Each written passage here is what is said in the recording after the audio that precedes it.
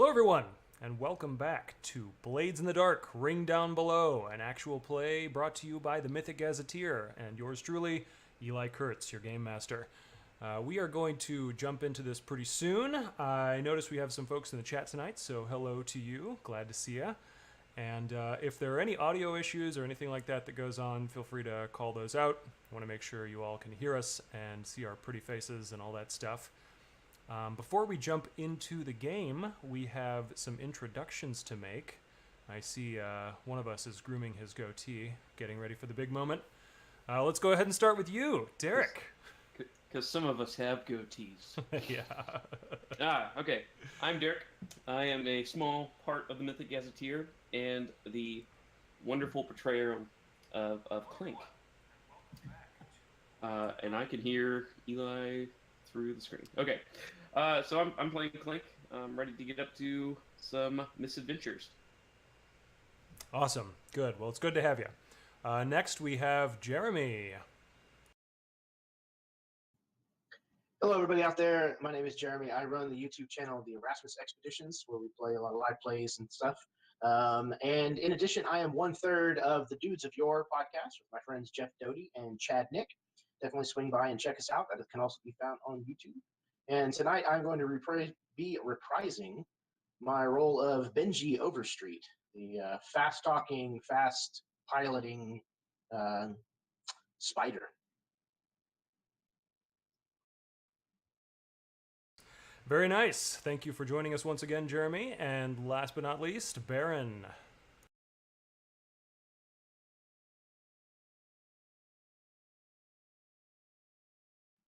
You're muted, Brent.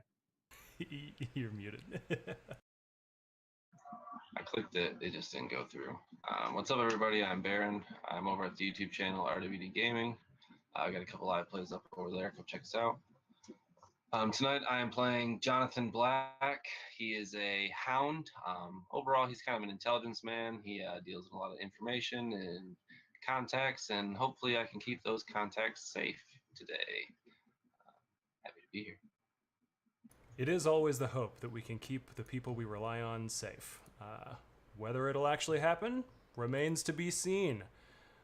So let's see here. For those of you who are just joining us, our crew, the Electric Eek, is a crew of canal boat racers who are advocating for dockers' rights in the big bad world of Doskval in the setting Blades in the Dark, which was written by John Harper and produced by Evil Hat Productions.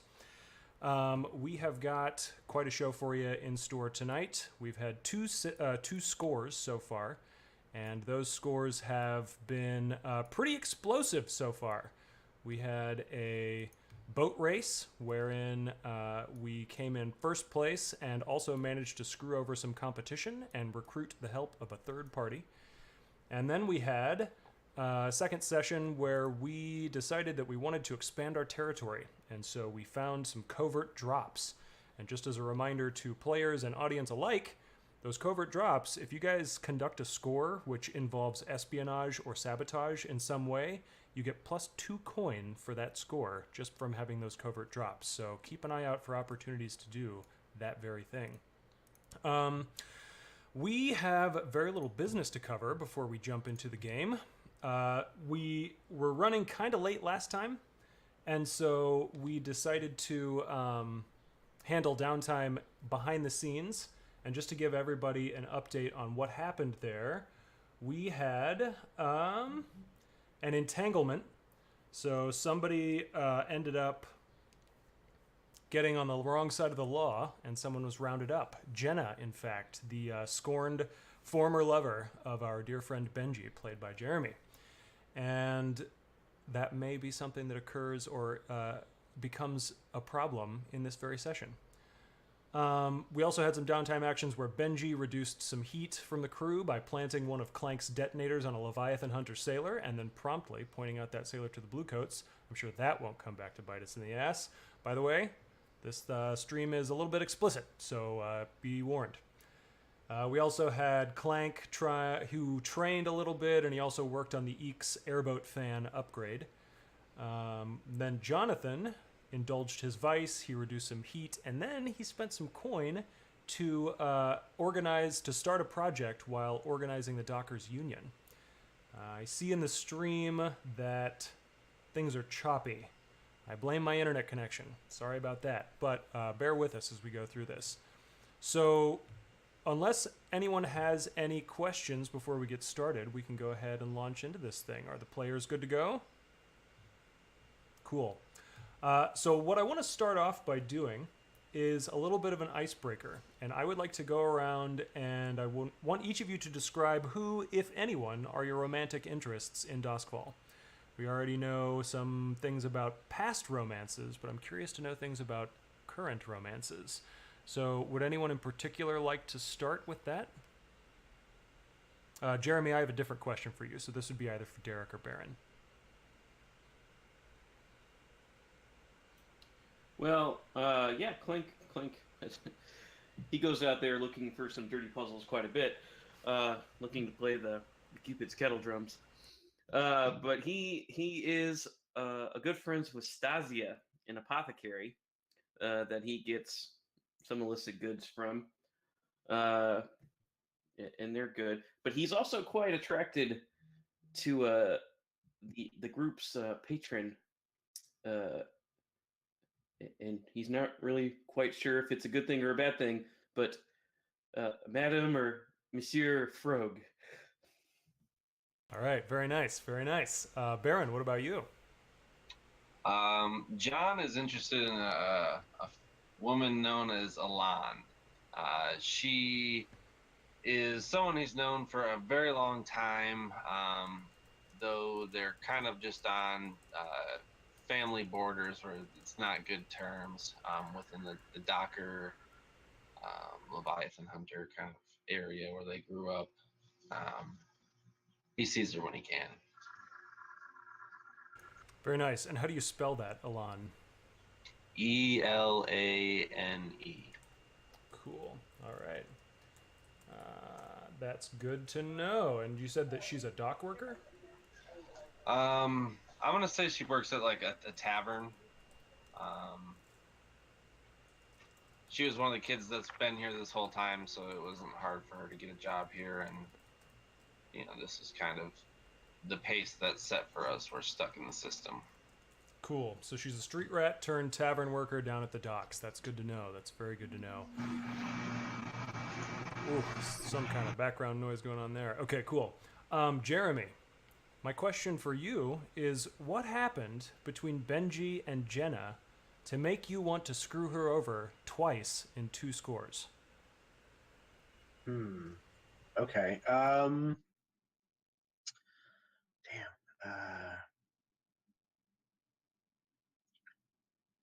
Okay, so Jenna, as it turns out, was seeing the member of this family that she works for, the one that I have taken on the identity of occasionally as an alias.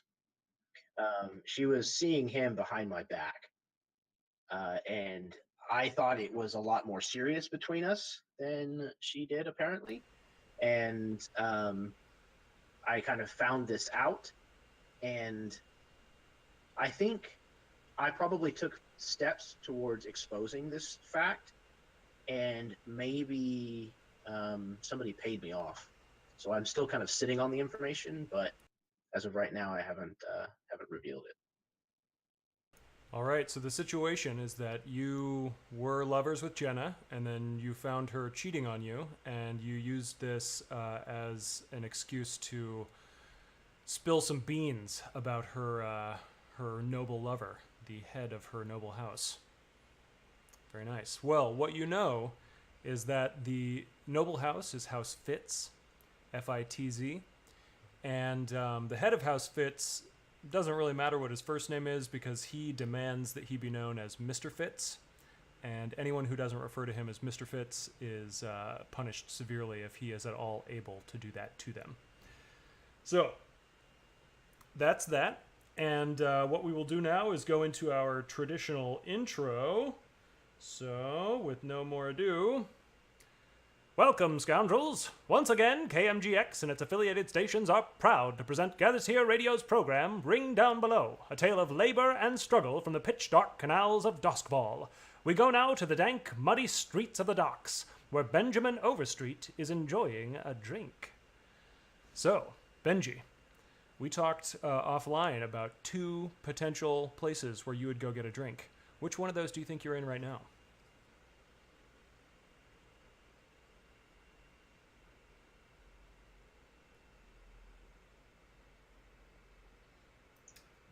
You're muted, Benji. Oh, yeah. Can you hear me now? Yes, indeed. Okay, cool. Fidgety thing. So, we've been laying low for a while now, I think. Trying to let the heat kind of blow over a little after the last score. I think some time has passed. So he's probably getting a little bored, a little restless. So he's probably down at the lesser establishment, which I believe was the Green Ghost. The Green Ghost Club is the upper class place, in fact. Okay. That's right. Yeah, this one is called Black as Ink, and it's Black a as working Ink. class dive. So here's the situation.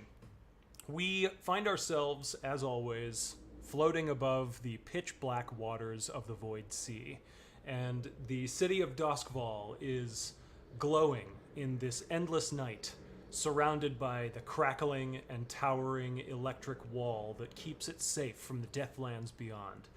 And we're moving closer, and we come through the docks, and we see these gargantuan Leviathan hunter ships docked and coming out to sea and coming back in.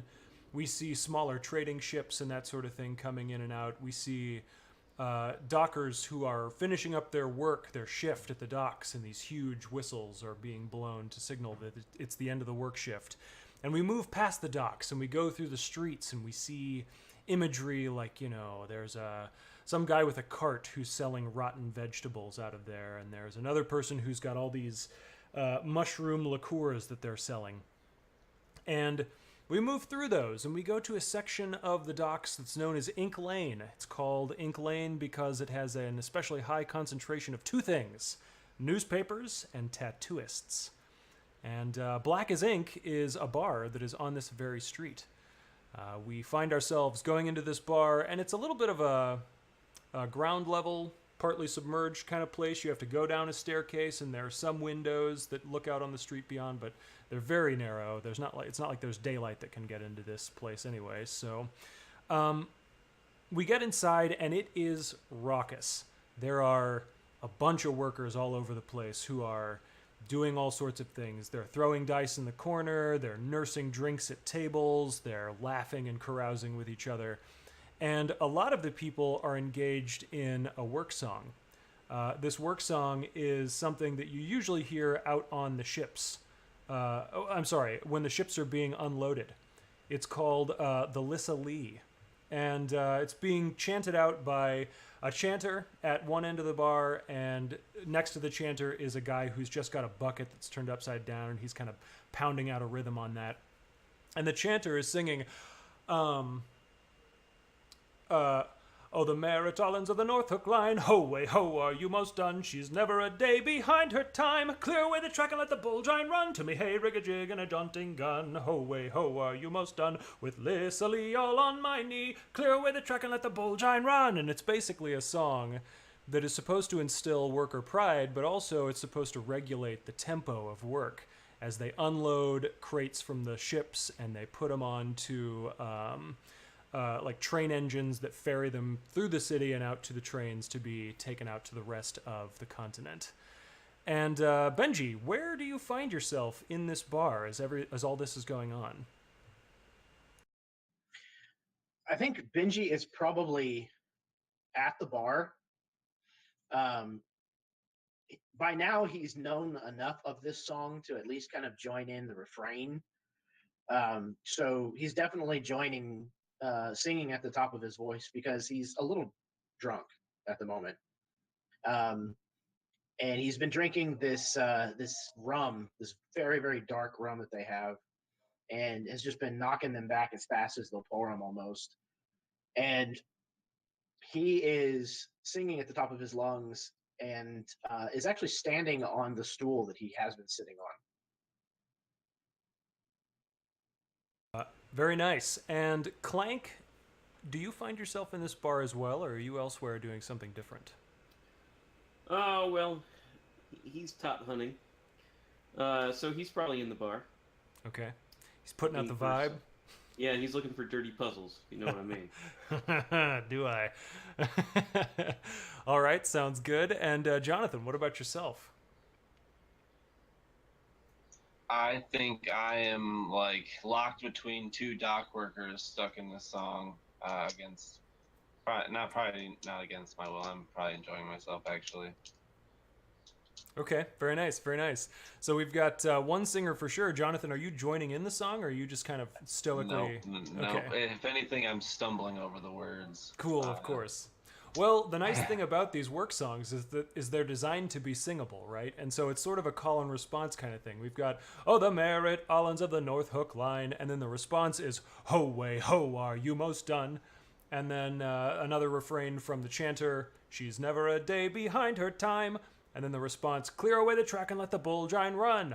It's this sort of thing back and forth. And so we've got the chanter singing out the main line, and then we've got everybody in the bar coming through with the, oh wait, what do we got here? Okay, I'm hearing lag is really bad.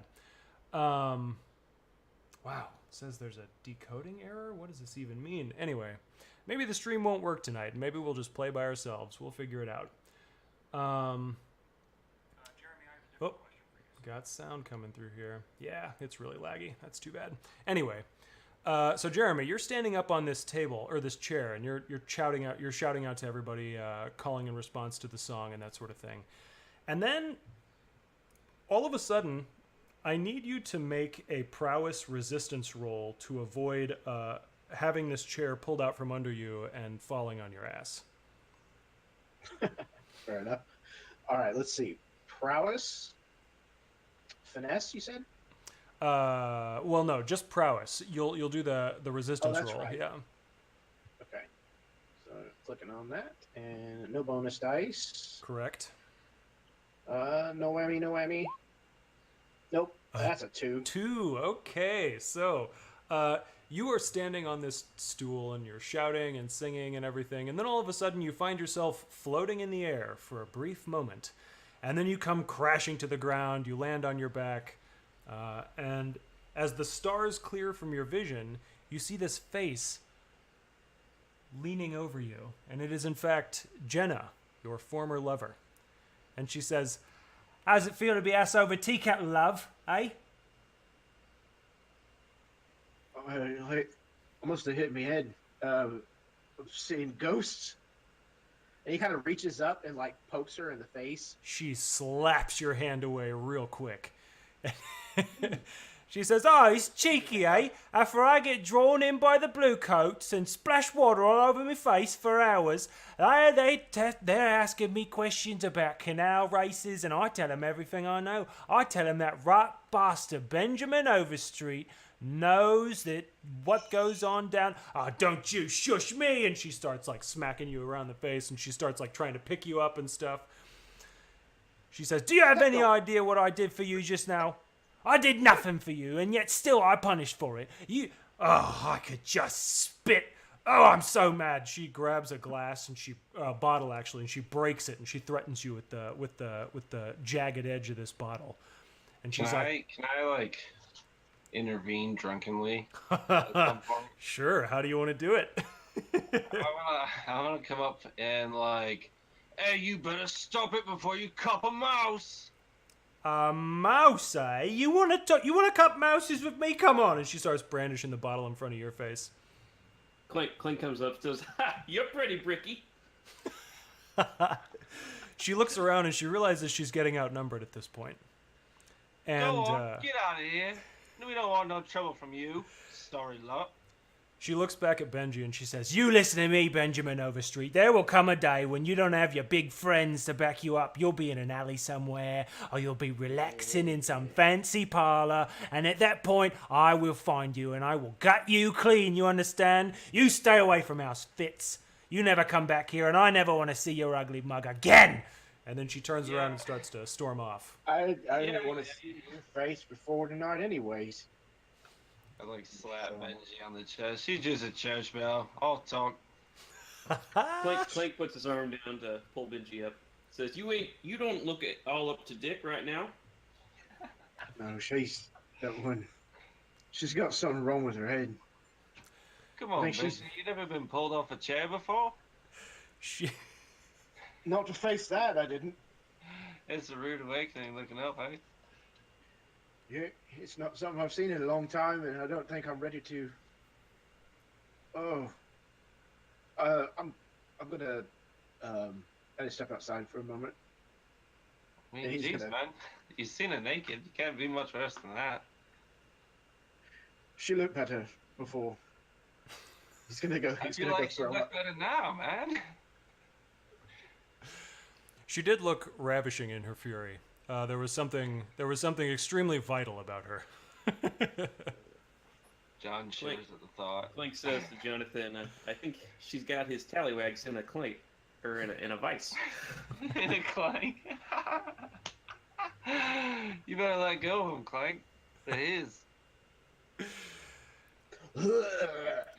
So Benji's over puking in the corner, I guess, and Jonathan and Clank are giving him a hard time as it's going on. That's good to know. All right, so that was the threat. That you know now that Jenna has spilled some beans about you and your connection to the canal races, and maybe that'll be a complication that'll occur in this very session. Maybe it won't. It kind of depends on how close you get to where the Bluecoats spend their time. And certainly it's going to make things harder for you in the future. So keep your head on a swivel. What else do we have here? Now, let's see. We talked a little bit offline about some things that you all might want to do. And you all are hyper-competent scoundrels, right? And so you have picked up some things in the past little while. I think, Benji, you established that you've been laying low for a little while to try and figure out what's going on. Or to let the heat die down a little bit. And a lot of heat has died down, especially thanks to the efforts of all of you as a crew. But in that time, you've also picked up some information. You know that the Dockers are always looking for a leg up in this effort to be taken seriously by their bosses. That's a bottomless well of stuff that you can draw from for work or whatever you're looking for. You also know that the Grinders are nervous about the Leviathan Hunter heat, but really conspicuously, the Leviathan Hunters are totally silent. They had their first foray against the Grinders that pushed them out of that territory. And the Grinders are nervous to go back because they think the Leviathan Hunters are going to move against them as soon as that happens. But the Leviathan Hunters are doing everything they can to just focus on the work of going out onto the ocean, finding these Leviathans, and bringing back lightning oil. You would think they would maybe be doing a little more to occupy the territory that you guys stole, but they are not, and that is weird. You also know that your patron, Addie Freud, the noble person, is throwing a party on their barge coming up here in just a little while, and that might be something that is enticing to you all. So you can do with this information whatever you please. And we are in free play right now, so this is a time for you all to explore your contacts, to follow up on your personal projects, that sort of thing, and also look for work for your next score. So does anybody have any clear ideas about what they want to do right now? I think I have to go work on Tasho's canal racer from last time. Ah, indeed you do. Okay, yeah, you've got to go work on Tasha's thing here. So let me just pull up her portrait so that we remember what she looks like. And she looks like that. Behold. All right. So, well, let me also switch back to the chat so we're not looking at all my pictures. Okay. So, you need to go help Tasho. And Tasho has asked to meet you at what is a very nondescript warehouse in the docks area. Clearly, this is not where she usually hangs out, but her boat is here, and it is a very nice looking boat, some high quality components. But when you arrive, she is in this kind of. It's actually fairly cramped, this workshop area. It does have direct access to the Dosk River, and the boat has been brought in and even lifted up on a winch, so it's all ready to go.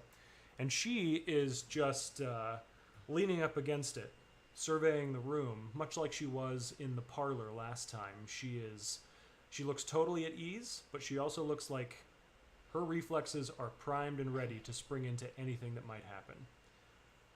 How are you entering this building?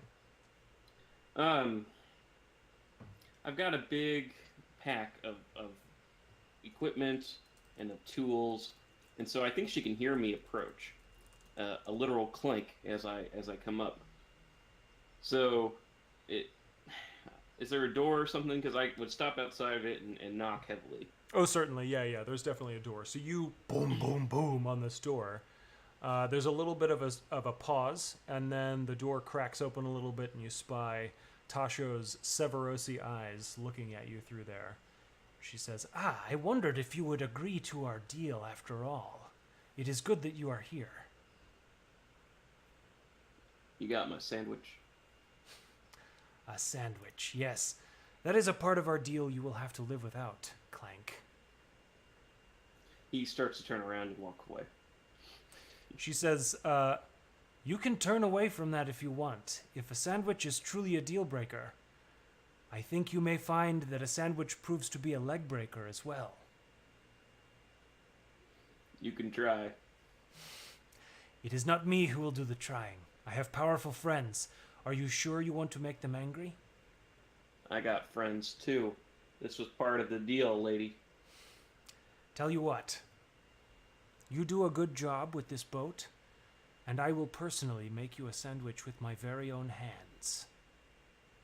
Okay, but you gotta live with me telling people you change deals halfway through. I think as long as the details are clear, we will find out that people are more sensible and more sensitive to my position than yours. All you gotta do is make a sandwich. And he brushes past her. All right, cool. So you get in there, and she walks you over to the boat, and it looks very much like the Eek. It's a cigar skiff, but it's got, instead of a, what? So, Benji, what color paint is on the hull of the electric Eek? So, I imagine that there's probably some kind of paint that somewhat works in this lightning oil. So almost like phosphorescent glowing, but it's not like the whole thing glows. It's like there's like little bolts of electricity painted on that kind of glow at different times, like whether we hit like the boost or, you know, whenever the water splashes over it or something, it kind of makes these little lightning bolts that go along the side of this boat light up. Otherwise, it's kind of a black, dull color. Cool. Okay, so I like that. And in fact, we had talked a little bit. I don't remember if it was during a previous game or offline or whatever, but there is a tattooist in the docks who works only with people who have been out on a Leviathan Hunter trip. And she gives special tattoos to those individuals. And I like to imagine that she uses some kind of ink that glows a little bit, right? And so maybe because you all have been out on one of these ships before, you found some way, probably underhanded, to get access to some of this ink. And you use that, mixed it in with the paint, and have these sort of glowing lines along the ship. That's very cool. That's very cool. Tasho's ship, by contrast, is not phosphorescent at all. It is painted with these stark white racing stripes here and there, and these stark white accents. It must be pretty expensive to keep that going between races, because boats are known to sustain some damage. But Clank, this is what you see when you walk in, and Tasho walks up and she says, I believe the agreement was for you to install an EEC system on my boat. That's right. Did you get everything I asked for on that list? Except the sandwich. Yes, I think you will find all the materials here. And she goes over and she pats a crate. Let's see here. And he goes through it, and he says, and he like randomly throws some things out. It's like, nah, this ain't good enough. I Not, brought my own. Don't worry. not good enough. You think your materials are better? I'm not saying that Benji is not a talented racer, but you are scrappy newcomers to the scene. Thanks. I think you'll find the same benefactor who provided the dockers with those rat eradication devices, shall we say, is also quite competent when it comes to providing parts for my boat. This is a very delicate device. Delicate, yes, of course. What does EEC stand for, anyway?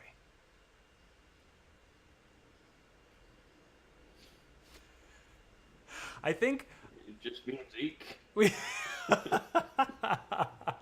So I think we talked offline about EEC standing for electroplasmic engine kicker. I think that was the only idea that was tossed out. But Oh. it makes a lot of think- sense to me that Clank actually wouldn't care about that detail. He just knows it is EEC. I think it has something to do with the noise that's made. And I mean, Jonathan goes eek a lot when Benji hits it, so. Yeah, okay, that sounds good. Cool. So you are about to install this system in her boat. Are you going to do this in good faith, or are you going to try and sabotage it?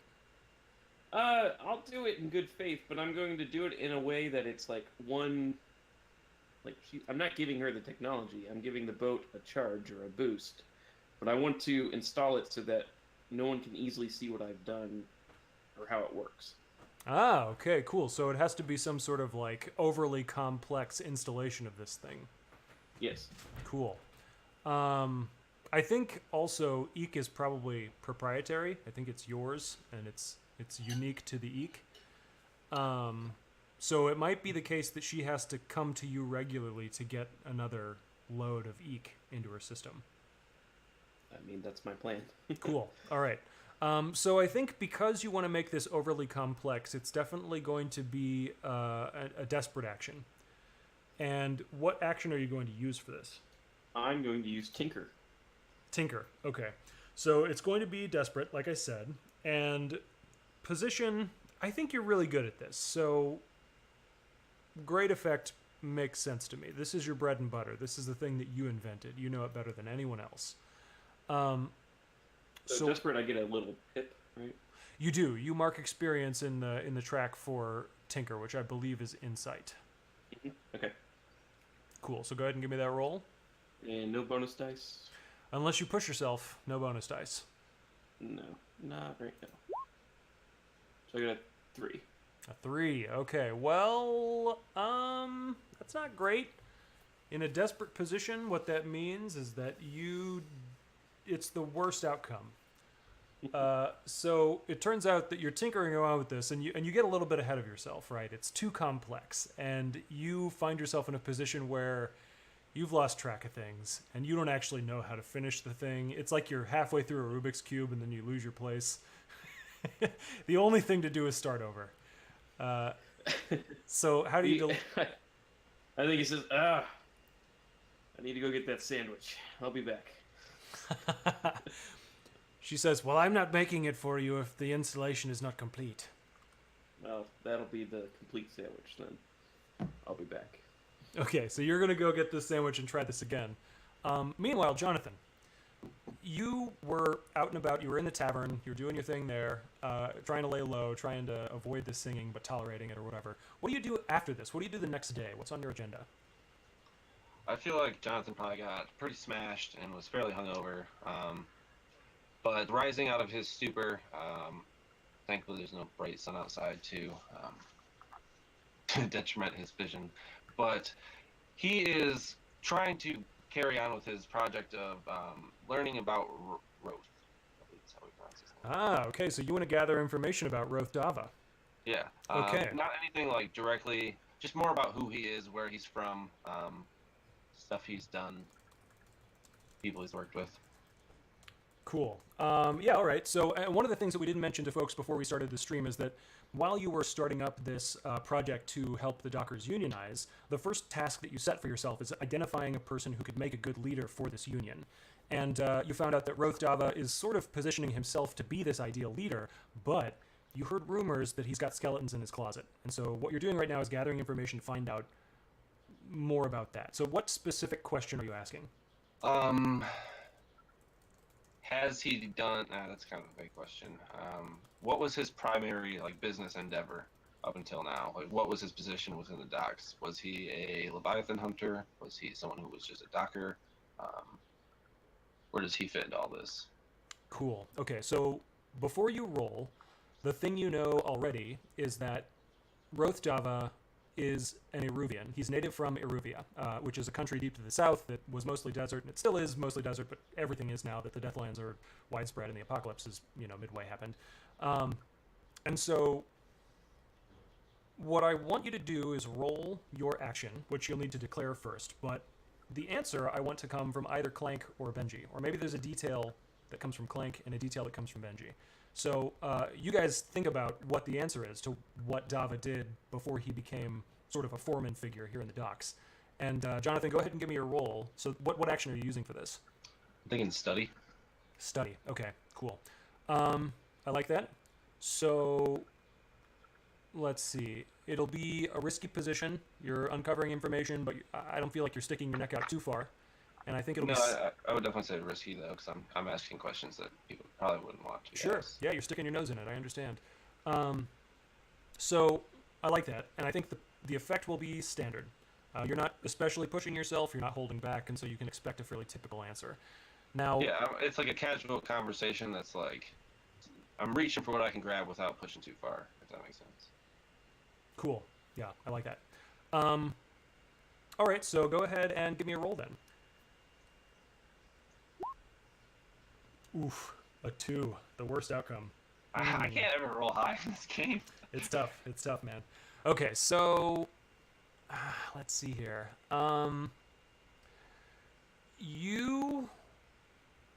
It's the worst possible outcome. I don't think you're going to suffer severe harm. That doesn't make sense. A serious complication could occur, or you could just lose this opportunity for action. I don't think you would lose the opportunity. So it's got to be a serious complication of some kind. The complication will be that in the midst of you, so you're studying, right? Which implies like book learning. It implies like going to the library or doing something like that. What specifically are you doing to gather this information?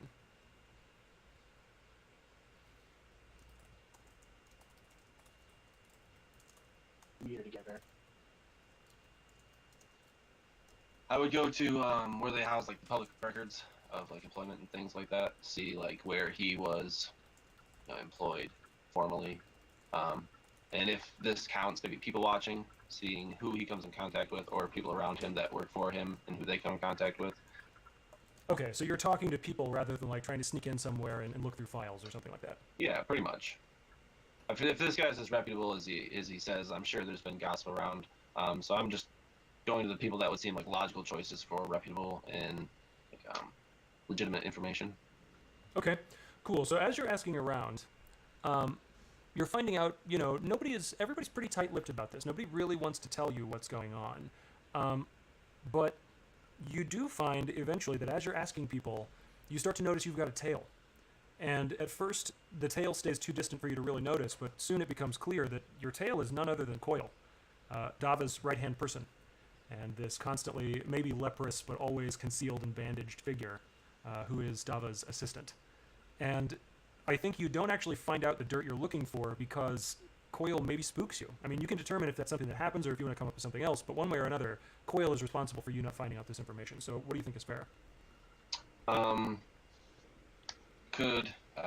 would say that's fair. She's probably just maybe getting to the people before me, or they are aware of her presence and I'm not, so they are less likely to tell me anything. Cool. So you maybe don't even notice her, but they notice her, and that's enough to shut the door.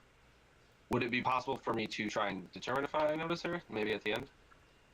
You don't have to roll for it. You can just decide whether or not you do. I would like to just be aware there, maybe not to the point where it's like I learn anything more, but starting at the end that obviously there is something there. Cool. Okay. All right, that makes sense to me. I'm watching the chat as we're doing this, and I'm learning that the stream is just super choppy. I think my internet is probably just not possible tonight. So I'm going to go ahead and stop the stream. I am going to continue to record this, though, so I will upload it to YouTube pronto so that folks can watch it afterward. And because I'm recording it locally, you'll be able to watch it with no, buffering issues or lag or anything like that. So it'll still be a good show. It'll still be pretty if you actually want to watch it as opposed to just listening to it. But, you do you. And thanks for those of you who did tune in. I hope we continue to put out an entertaining show for you to watch later. And farewell. All right, so the stream is stopping. We are still recording, and we should be good to go. That's just too bad. I don't know why my internet is so bad. It says that on OBS, it says encoding is overloaded. Consider turning down video settings or using a faster encoding preset. So I'll have to investigate that later. We might be able to continue going live, but it might end up being a situation where we just record offline and then I upload it later. So we'll figure.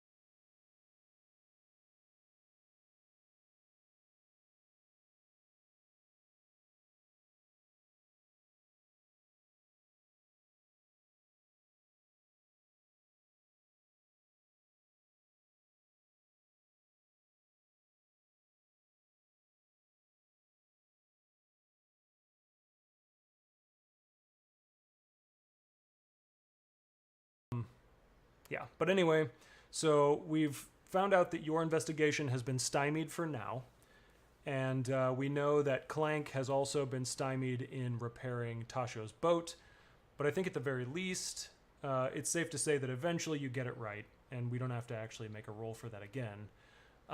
Benji, this next day, I'm assuming you're working off a hangover, because you were drunk enough to puke the night before, so what are you doing today? Yeah, this is one of the nights that instead of going home back to his parents' estate, that he crashed at the group's pad, this warehouse that my family used to own at some point and let fall into disrepair. So I think he's actually probably sleeping, kind of passed out, part on the couch, part on the floor. Until probably the middle of the day or so. Kind of the thing where, at some point, what little light there is from outside has come through the window and, is shining right in his eye. So he has no choice but to get up. I like it. Well, but of course, there is no light in Duskfall. It's perpetual night. Right. And so you could say it's like twilight or something, because there is a little bit of dim illumination at twilight. And for your night-adjusted eyes, I'm sure twilight would be fairly bright. There you go. Cool. Yeah, it's either that or maybe it's even some kind of non-natural source of light. Somebody next door is working something and they've got a bright light that they're using or something. It's just, and now I'm up. Cool. I dig it. That sounds wonderful. And Do you have a race today? Or tonight, I suppose? Sure. Yeah. Why not? All right, cool. Do you want to go on that race?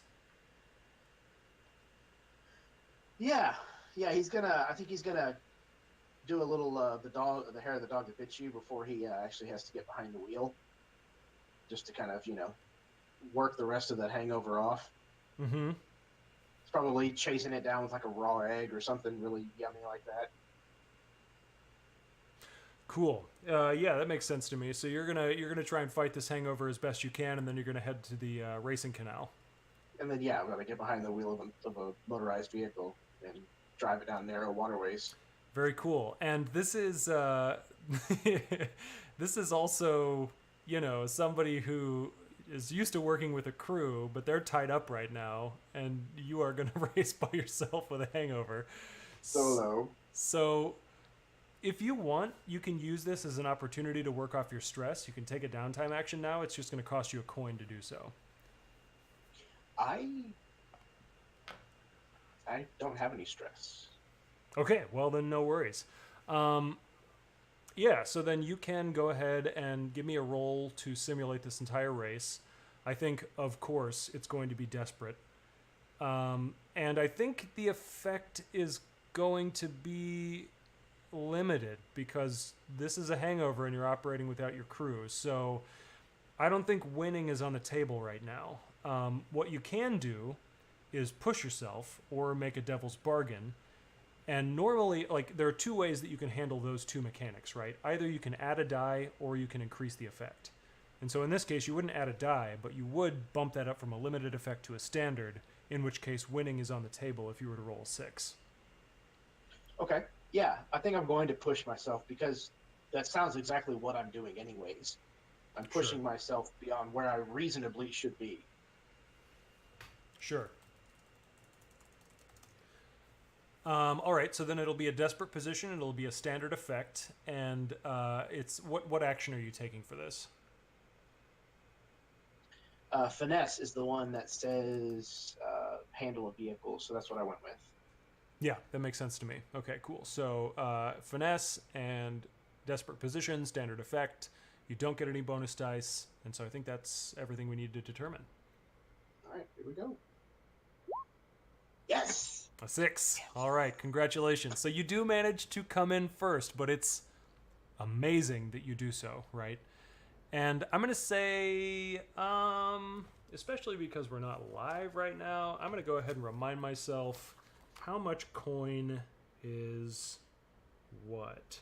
I believe 4 coin is like a standard job, but this isn't exactly a job. This is a single thing. So 42. Let me see here. While you're trying to figure out the price money, Clink gets back to the hideout and finds that the electric eek is gone. And as of the last score, when things went bad, he got all stressed out. He's a little paranoid now. So he's like, "Oh my god!" And he starts going around and asking people that they know, have you heard of anyone seen my boat? Have you seen it? No? You're just asking strangers on the street? Yeah. Surprisingly, nobody has seen your boat. Oh my god, these thieves are great. I bet it's the grinders. Ooh. Okay, so Clink's gonna go find Jonathan and Benji to go put some beat down on the grinders. Okay. So that's what he thinks he does. Sounds good. So Jonathan, while you were away, we determined that Clank came back to the hideout while Benji was out racing. Clank saw that the eek was gone, and he thought it must have been stolen. And so he went to the streets and started asking strangers, "Where is the eek?" And nobody knew where his boat was. So he thinks the grinders stole it, and he's trying to track you all down. Benji, I did have time to look it up, and you have 1 coin as a result of this thing. 1 coin is like a purse full of silver, and it means a week's wages, basically, for an individual. So it's a tidy sum, all things considered. But you are... So I almost imagine Clank where do you go to find Benji? What's the fancy pub? that, like the upscale one? Because he thinks surely Benji's an upscale guy. That's where he is. So he better go find him there. It's an absinthe bar called the Green Ghost. So Clink like kicks the door open and says, "Benji!" He kicks the door open, and immediately, Bouncer pulls a blackjack and like brandishes that at him, and is standing there. Like, Who you looking for? Benji? Yeah, Overstreet. Benji Overstreet? Ain't no Benji Overstreet near here. I recognise him. Clank thinks he's lying, so he says, "Let me look around." Nah, friend, I think not. and he like puts a hand on your chest and tries to push you back. Can he push me back? I'm a big guy. Well, the thing is, as the GM, I don't roll any dice in this thing, so I am Oh, okay, I so am you upping push me stakes back. for you until you decide you need to act. So actually, Clank's a big guy, but the bouncer is a bigger guy. So Clank's like trying to walk forward, and like the guy is just holding him there. Okay. I mean, Clank's not trying to be overly like antagonistic. He just wants to look around. Sure, okay. So he's holding you back and he's refusing you entry into this place, but you do have the opportunity to look around the bar and see if anybody you recognize is in there. And Do I see anyone that I know? I think this needs to be an action roll, and you get to choose the action, but survey makes the most sense to me if you're not pushing your way in there and you're just looking with your eyes. Yeah, that works. Okay. Desperate or risky? This is risky. And I think the effect will be standard. I got a 3. All right. Oh, great. No, never mind. I got a 1. Oh, I well, don't have anything in this. So. either way, they're in the bottom rung. So you don't see Benji in there, but as you're trying to like crane your neck around and look at them, the bartender or the bouncer who's like holding you with his chest, or holding your chest with one hand, has the blackjack in the other hand, and he's gonna bash you in the stomach with this blackjack to get you to get out of this club, because this is a well-to-do place and you are a little rough and tumble. That You is can- unfortunate because I just ate a sandwich. Yeah. Well, you can suffer minor harm or you can roll to resist it. It's your choice. No, I'm going to suffer minor harm, and I'm going to have to upchuck my sandwich that I recently ate. All right. So he bashes you in the stomach, and for minor harm, I need you to write down winded on your character sheet. And what this means is that anytime you find yourself in a position where being winded would have an effect on your action, you take reduced effect, I believe. Pretty sure. It's whatever Like- it says connected to the thing on your character sheet. So Even in the score, or will that be over by then?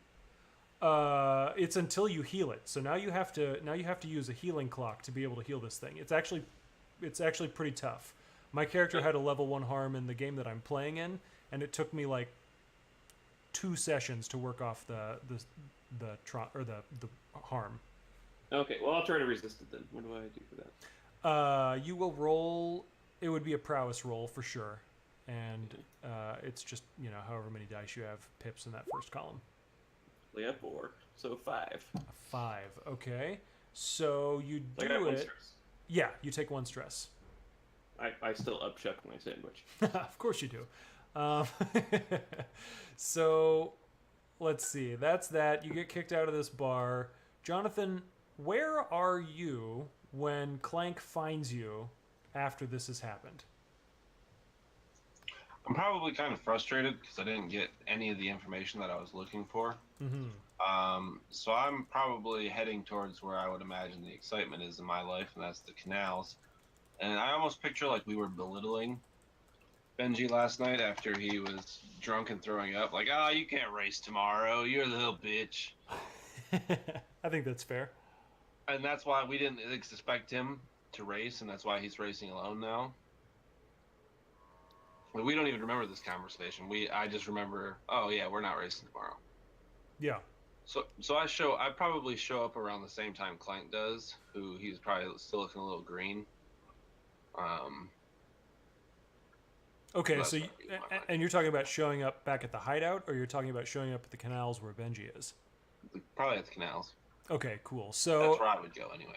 and I imagine this is like just as the celebrations are dying down, and so Benji is being like lowered down from shoulders and patted on the back, and people are dispersing and like going to different taverns to celebrate and that sort of thing.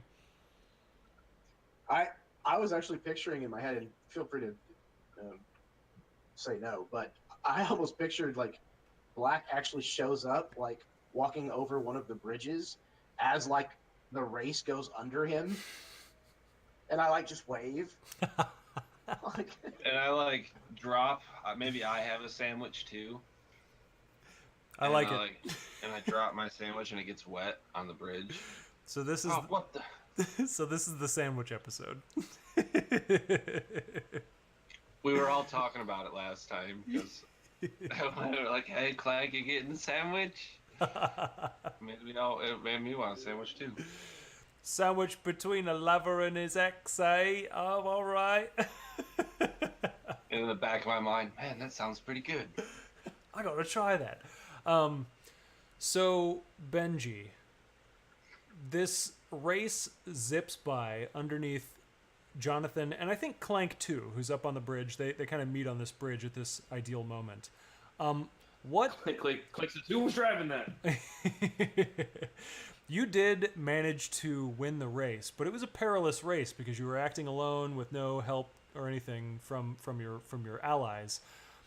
What moment of peril is happening while you're going under this bridge and waving at these guys?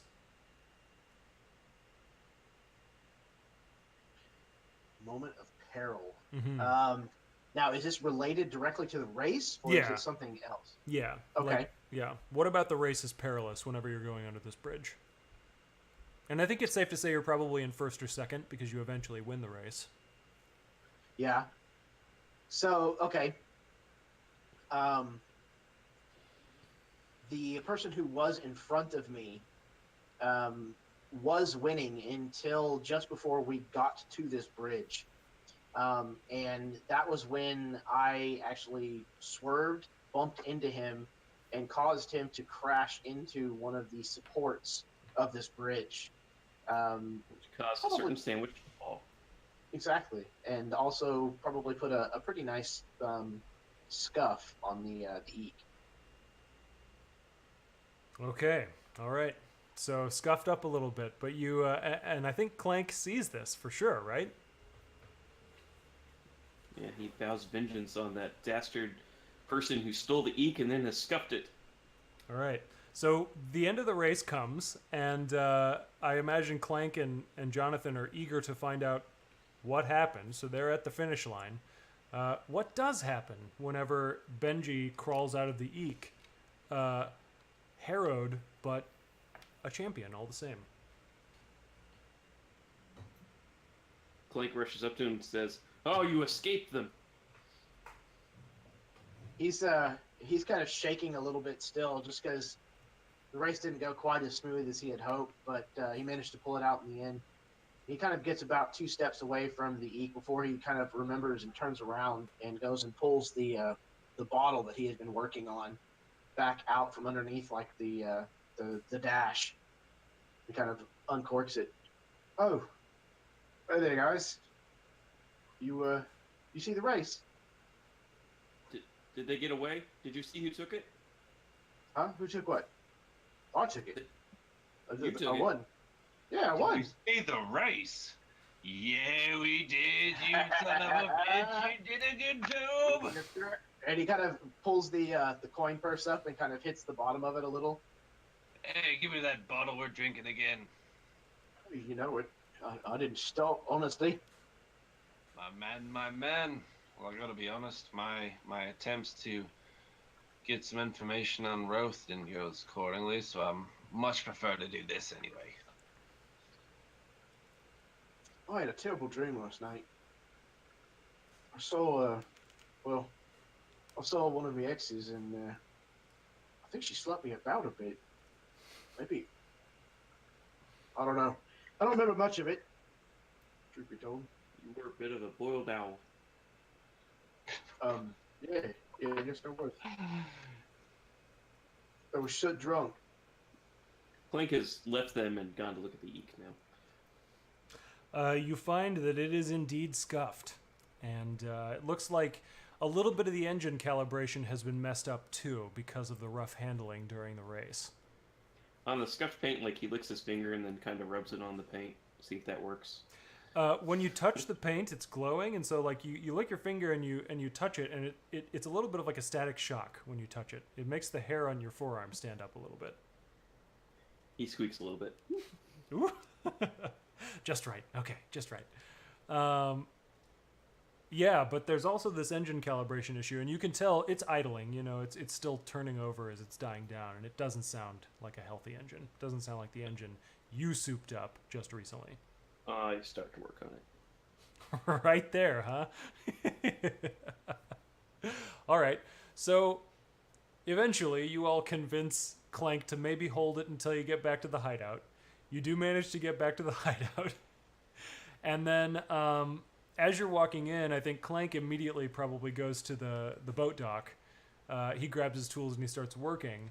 Benji and Jonathan, you walk into the like lounge area of your hangout, and you see that there is this letter from Addie Freud inviting you to their barge party.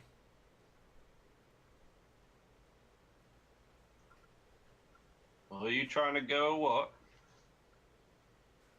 Oh, when did this show up? What is this?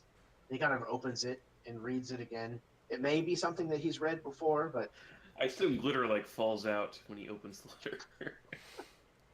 probably some kind of equivalent. Yes, Absolutely, yes. Lightning oil glitter. it's some kind of like super gaudy like invitation. It's like, vellum and like gold leaf, or whatever the equivalent would be for Duskfall. I think vellum and gold leaf works really well, actually. So let's go with that. So yeah, he's like holding this up. He kind of smells it. Oh, this is gonna be one hell of a party. Maybe we ought to go.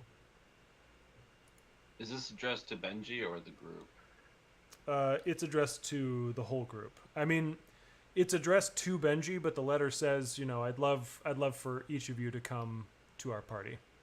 The Electric Geek has performed well in several races, and it's time that I show you off to all of my many friends. Oh shit, they invited me, a dock worker. That'll turn them on their heads, right? I'm going. Mm-hmm. We might have to hose down Clank, to get in the door, but yeah, should be a right good time. I feel like at this moment we like look over at him, who's like halfway in this boat. It's like, Yeah, there's like grease everywhere. bro. Yeah, we can hose him down. He should be fine. Nothing a good scrubber won't fix. Have we talked to this character yet? Your benefactor? Eddie. Yeah, Eddie. No, in fact, not on screen anyway. I mean, I'm sure you guys have interacted with them in the past, but never anything actually in the story. Well, shit, man. He has seen how we race. Might be in for some money. We play our cards right. Now, to be certain, they are already our benefactor. Well, so we had decided at the beginning of this that that was going to be your crew's contact, right? But they haven't come into play until now, and this is conveniently right after you've decided that you have a patron. So I think this is a fairly new development. Like, maybe during our first score, Addie was not your benefactor, but somewhere in the past few sessions, Addie became your benefactor. Okay, so this is not the first. This is not the first time that she's displayed interest in what we've been doing. So, okay, yeah. I think I might need to get change of clothes. Time to go spend some of this money.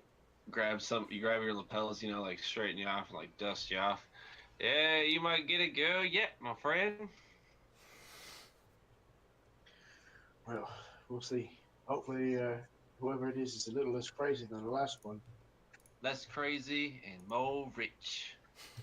This is making Clank a little jealous. Because Clank has got the hots for Eddie. A little bit. All right. He thinks. He's not sure. All right, It's cool. a very indecisive thing. Sure. So, what I would love to do is to make this party attendance into some kind of score. And what that means is that we need to look at the options for the score, assault, social, blah, blah, blah, and figure out which one of those you want to do and what it is you want to accomplish from this score. And so what I want you all to do is take a look at your character sheets where it lists the different types of scores you can go on and think about what it is you want to accomplish. And before we actually jump into the score, we can do another round of gather information stuff to try and figure out exactly what is going on and maybe what you can hope to gain from attending this party. But I'm going to give you time to do that because we're going to go on a break right now to refresh drinks or go to the bathroom or whatever you need to do. It's currently 8:11, so let's plan to be back here at 8:20. And for those of you who are tuning in on YouTube, thanks for joining. And we will be back shortly because right now we're on the prowl.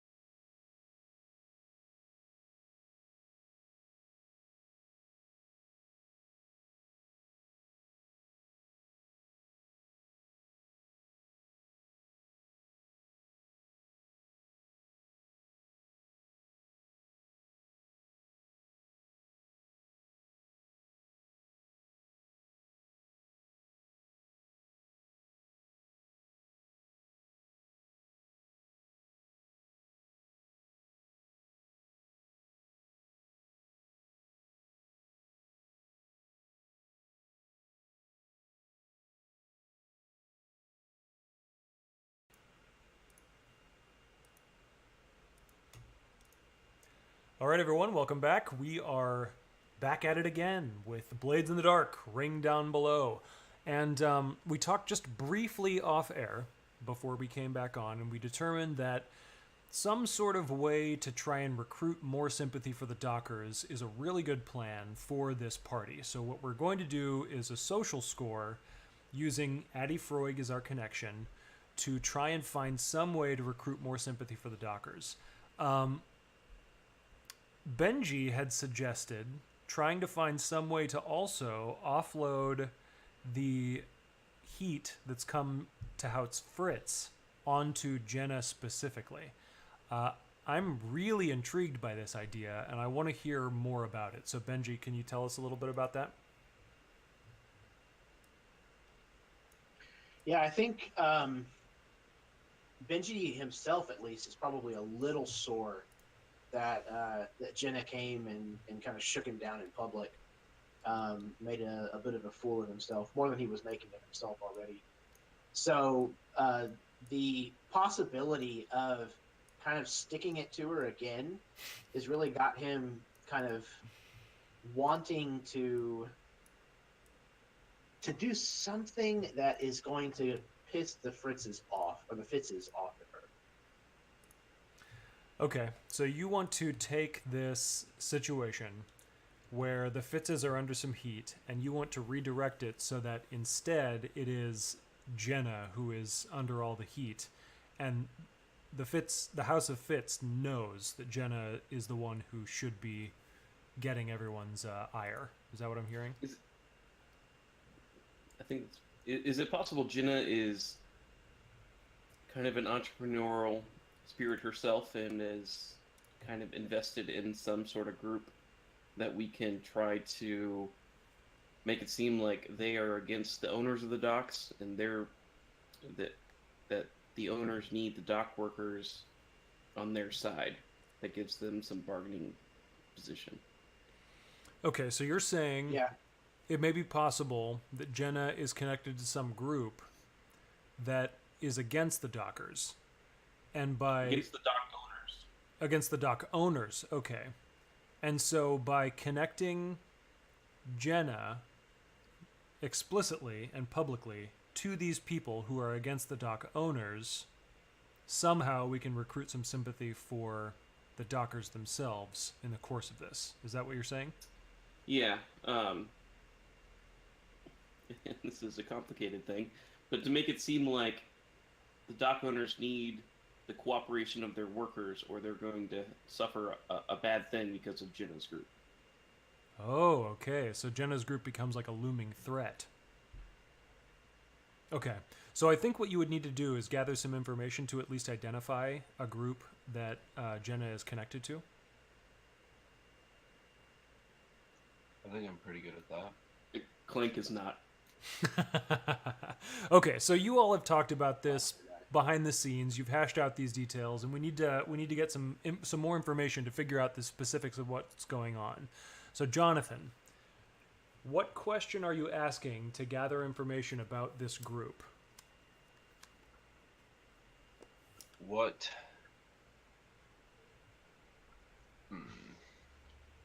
is their threat? What are they proposing they'll do should the owners not comply? Okay. Yeah. I like that a lot. Before we do that question, does anyone want to do a gather information to identify the group that's connected to Jenna? Oh yeah, we can. Sorry. I feel like, Benji, that might be an ideal thing for you. Again, Clink is not good at that. Yeah. So one of my gather information questions is, actually, I think it's the same one I used last time. How can I discover X? So I think it's going to be, how can I discover what group Jenna has contact with that we can leverage in this situation. Okay, very cool. And so this is not a question to identify that group, but it is a question to figure out the means by which you can identify that group. I like that. That basically means that for the score, we will have an opportunity to discover that group, and you will learn the clue, like the puzzle piece that fits in to figure out who that group is. I like that a whole lot. Now, what action are you thinking about for this? I think I am going to pull on Consort. Yeah. Consort. Okay, cool. So you're kind of schmoozing, you're working your connections and that sort of thing, and you're trying to figure out Jenna is connected to someone. You're not totally sure who it is, but you want to know what's the deal with them. How do you get leverage on this group of people, right? Mm-hmm. Okay, so go ahead and give me your roll. I think this is, if it matters, it's risky and standard, unless you want to trade position for effect. The race that I did earlier, the roll that I did for that was prowess, right? So Yes. because it was desperate, if I'm remembering right. Yeah, it was a finesse roll and it was desperate, so you should have definitely marked experience in that track. Not. Okay, but I will not be doing it this time because it is not desperate. It is risky. Is that what you said? Yes. Okay, risky. And you said the effect was standard? Standard, yes. Cool. No bonus dice. Ooh. I see a 3. Yeah. So, things go badly. Harm doesn't make sense. A complication maybe makes sense. Ending up in a desperate position maybe makes sense. I think what I will do is say that you do figure out the leverage, but you tip your hand a little bit, and so that will count against you whenever it comes time to do the engagement roll for this score. And basically what that means is that there's a greater chance of you ending up in a desperate position at the start of this score, right? Are you interested in resisting that, or do you want to go ahead and accept that consequence?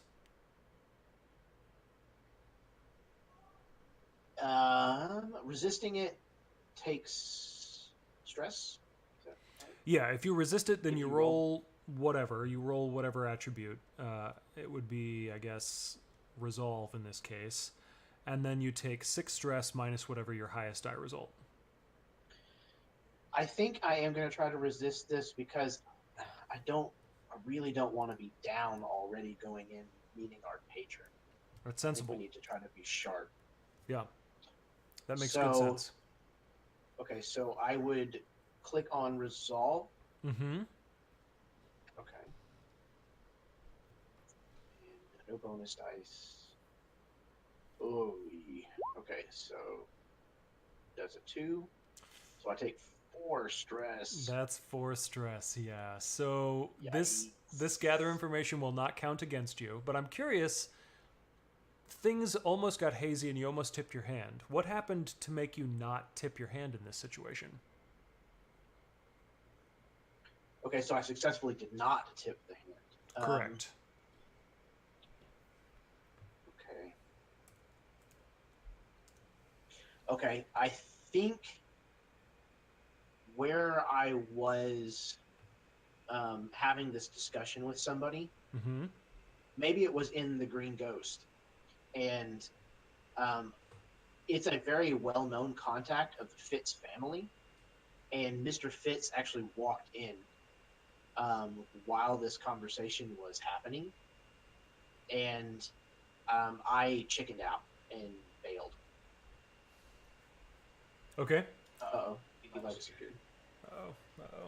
While we're waiting for Eli to get back, I might also say, like, that bouncer remembers that I was looking for you in the Green Ghost, and maybe he had some words to say to you.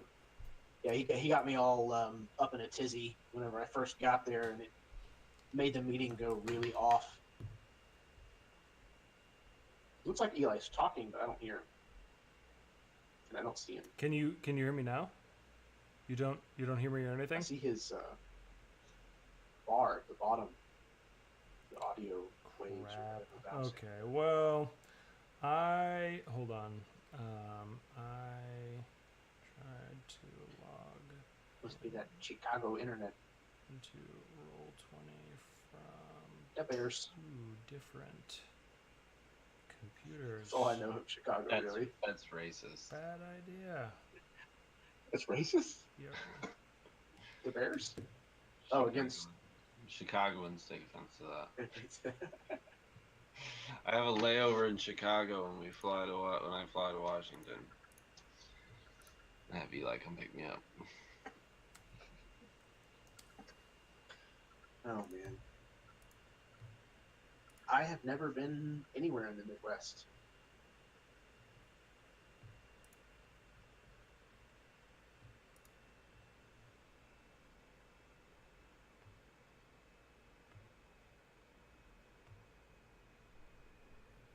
Lake Geneva, Wisconsin. Am I back? Yes. Hey. Okay, good. I heard everything you guys said, almost everything anyway, but I made the mistake of trying to log into two different Roll20 instances from two different computers, and that was not a good idea. So I'm back, and we're good, but I've learned my lesson. I'm going to roll fortune really quick on this thing just to refresh the chat thing. Here we go. All right. So, let's see here. You all were talking about how you... I'm sorry, Benji. Can you actually give me a recounting of what just happened? Absolutely.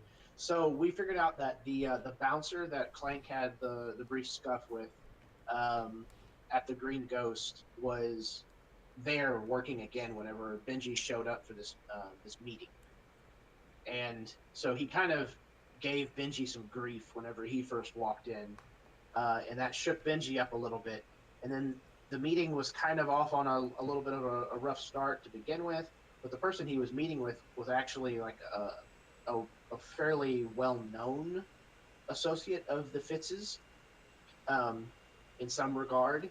And Mr. Fitz actually walked into the Green Ghost while I was talking with this person, and I ended up chickening out and bailing. Okay, well, because you resisted it, you did still find out some information. So I think you did bail, but you managed to stick around long enough to get this critical info before that happened. Okay. And so I think the meeting was with Salia, your information broker. Nice. And Salia is this figure. I think you. Did we decide that Salia was a man or a woman? I don't know for a fact if we did decide, but in my head, since Jenna is a woman, I went with Sawyer being a man. Okay, cool. That's perfect because I, by mistake, or without consulting you anyway, made Salia a man on the image. So that's great news. Okay, so let's just do this. Let's zoom out of this thing so that we've got this. I want to make sure that the game board is the right size, and it is not. So let's fix that. Try this out. Is that going to work? That's close enough. Okay. Switch this over to the chat thing. And now we can go back to this. Okay. So, Salia is this figure that you see on the game board. He is a man who is from southern Akaros. He is an information broker. And in fact, he's one of two, Salia and Spall, who are the racing organizers for all of the canal races that go on in the docks district. And Salia, he is quite a character. He shows up with you at the Green Ghost, and he says, "Oh, hello, Benji. How may I help you?" Hey, so, how's it going? Well, business is business, you know. It goes and it goes and it is up and it is down. But you've called me here for a specific purpose. What is that purpose? Tell me. Well, you see, sorry, I'm a little shaken up. That enormous mountain of a creature at the door gave me a hard time coming in. Yes, Brick is, well, he is very effective at his job, is he not? I guess you can call it that. But, yeah, I don't want to keep you or anything, but you work a lot with the Fitzes. Isn't that right? I have worked with them on occasion. Yes, yes. Excellent. Well, you see, we're in a bit of a bind, and we're looking for a little bit of a leg up, if you will. In a And bind, a leg up. Yes, you have come to me for this purpose before, I think. yeah, you're a man who knows how to get things done. You know. I do know, yes. So, I'm kind of in the market, as it were, for dirt on the Fitzes, particularly. Not to put too fine a point on it. On a House of Fits, yes. Let me think here. House of Fits. I suppose you have a coin to pay me, yes? Well, Sal, I wouldn't have asked you here if I didn't have the coin. Yes, of course. I know you. I know you. You are a good man. Yes, yes. Okay, well, my friend, Mr. Overstreet, let me think here. Dirt on House of Fits. Well, I understand that you are somewhat connected with one of their members, a servant girl by the name of Jenna. Yeah, it figures you probably would have heard that too. Well, it's not exactly a strong connection, if you know what I mean. I have a feeling I know exactly how firm the connection is. I am an information broker after all. Yes. The terms aren't exactly mutually established, we'll just say. Yes, of course. And I also know that you have a sponsor, one Roth Dava among the dock workers. Is this correct? Yeah, Mr. Dava, we're working out some business arrangements, helping each other out here and there. Yes, business. Yes, I believe the term is wages, hours, and conditions. Yes, you are looking to increase the standing of the dockers at the docks. Yeah, they're dealt kind of a harsh lot, and we're trying to do what we can to help them out with it. Well, your business is your business. However, I think to myself, what would I do in a situation such as this? If I were to find myself in your position, going into a party where we have another party who is perhaps dealing with some conflicting goals, yes? I would tell you, as a neutral party in this affair, that your former lover, Ajena, is, how do I say, tied up with the group who is also looking to unionize.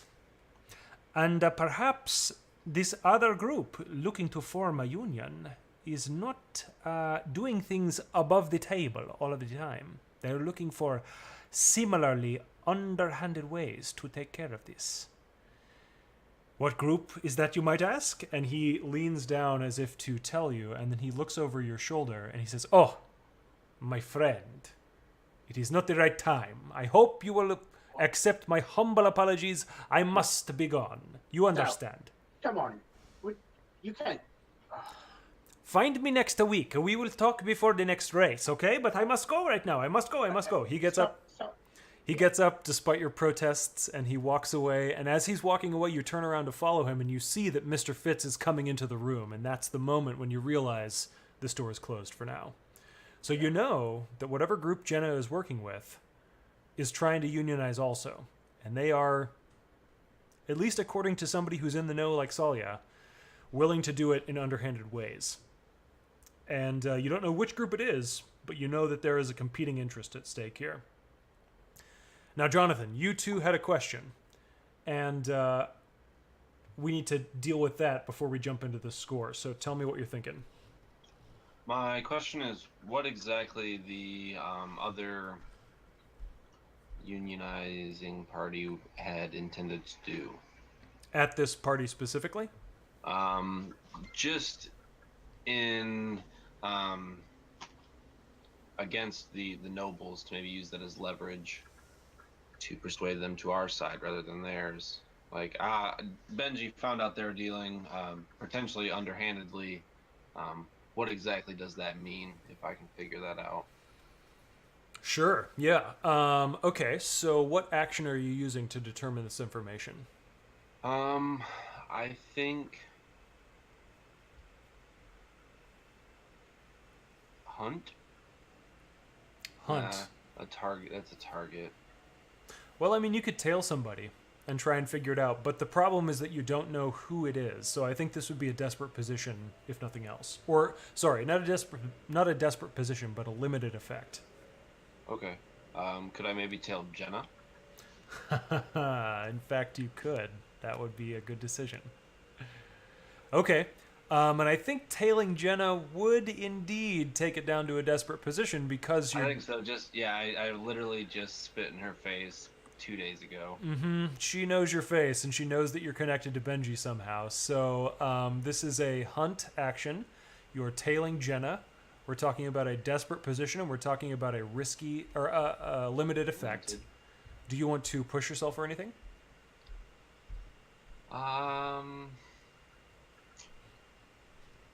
Yeah. Okay. Yeah, I do. So just as a reminder, when you push yourself, you take 2 stress. And Benji, I know you pushed yourself earlier, but I forgot to remind you about that. So if you didn't already take the stress, then go ahead and mark that.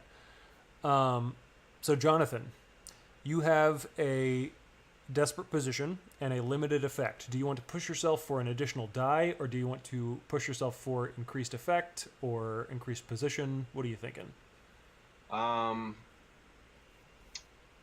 think increased effect. Okay, cool. So you want to go from limited to standard then? Yes. All right, so it's a desperate position, a standard effect, and you are rolling hunt to determine what happens here. And you're trying to figure out what they intend to do. Yeah, what Jenna's contacts intend to do at this party to try and recruit support. Yes. Cool. Got a 3 and a 6. That's a 6. All right, well done. So you do it. You managed to find out that whoever this group is that Jenna is connected to somehow, they have decided that they are going to try and stir up distaste for the Ministry of Preservation at this party. And the Ministry of Preservation is the government entity that's responsible for the farming acreage that's inside Doskval. They're responsible for transporting food and other resources on the train lines. If it has to do with food production or transportation, the Ministry of Preservation has a hand in it. And whoever this group is, for some reason, they feel like if they can put pressure on the Ministry of Preservation, they can accomplish their goals. So that's what you found out. Now I think we're ready for the engagement roll at this point. So we know we're going to this party on Addie Froig's pleasure barge, and we know some details about the score. We know that it's going to be a social score with Addie Froig as the connection. Do you want to change any of that right now in terms of the type of score or the detail?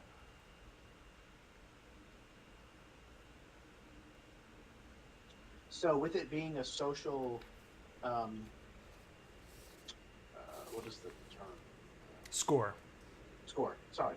Yeah. So with it being a social score, all of the stuff that we just kind of set up and got into motion, is that still a part of the same score, or is it a separate score? For sure. Yeah. The things that you just figured out will be a factor in this engagement roll that we're about to do. Okay. Yeah. And so what we do for the engagement roll, assuming that everybody's okay with social and Addie Froig being the connection. Okay. You start off with 1 die for sheer luck. And what we need to do on your crew playbook, so you can open that up and roll 20, somebody can. Your crew playbook has an engagement roll button. And so you'll click that, you'll start with 1 die for sheer luck. Is this operation particularly bold or daring? I don't feel like it is, but if you guys can make a compelling argument for it, I'm willing to consider it. What do you think? I think. Go ahead. I think it's pretty daring to take Clink to a social situation. That was what I was gonna say. You're not wrong. I will. Yeah, I'll give you a die for that. Sure. You're putting yourself into unnecessary danger because your totally asocial dude is getting into a social situation. That makes sense. So you add +1 die to the situation. Now, is this operation overly complex or contingent on many factors? The operation, as I understand it, is you're trying to find a new contact to support the Dockers. And to do that, you're trying to put the blame on Jenna to... So you kind of have two purposes. You are recruiting sympathies for the Dockers, and you're also taking the heat off of House Fitz. That's fairly complex, but I don't know that it's super complex. What do you guys think? I think taking into the account the opposing Union faction trying to make a fuss, maybe that would make it a little bit more complicated just because we're relying heavily on the implied actions of somebody else. Yeah, there are multiple voices who are trying to recruit a limited number of ears, so that makes sense to me. And yeah, we're going into this without being fully knowledgeable about all of the players involved. So I think then that you would take -1 die, so you're back to just the 1 die at this point. The next step, does the plan's detail expose a vulnerability of the target or hit them where they're weakest? So the detail is Addy Freud. Your connection is Addy Freud. And everybody is at this party because Addy Freud invited them. But is that necessarily a vulnerability? Is it hitting these people where they're weakest if you're just trying to recruit sympathies? I don't know.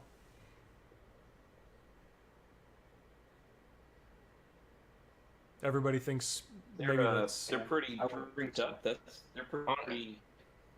I mean, while they're at a social event or they're drinking a lot, right? So maybe they're open to suggestion. Okay, I mean, I could see that. Does anybody... So here's the question, though. People are socially lubricated with booze and various other extravagances. Does that mean that we're hitting them where they're weakest? I think there's an argument there, you know? I mean, this is going to be a very debauched evening. And so it makes sense that a lot of people's guard would be down. Does anyone feature like hedonism? So I'm willing to say that this is a grounds where you could get an additional die. So I think you're up to 2.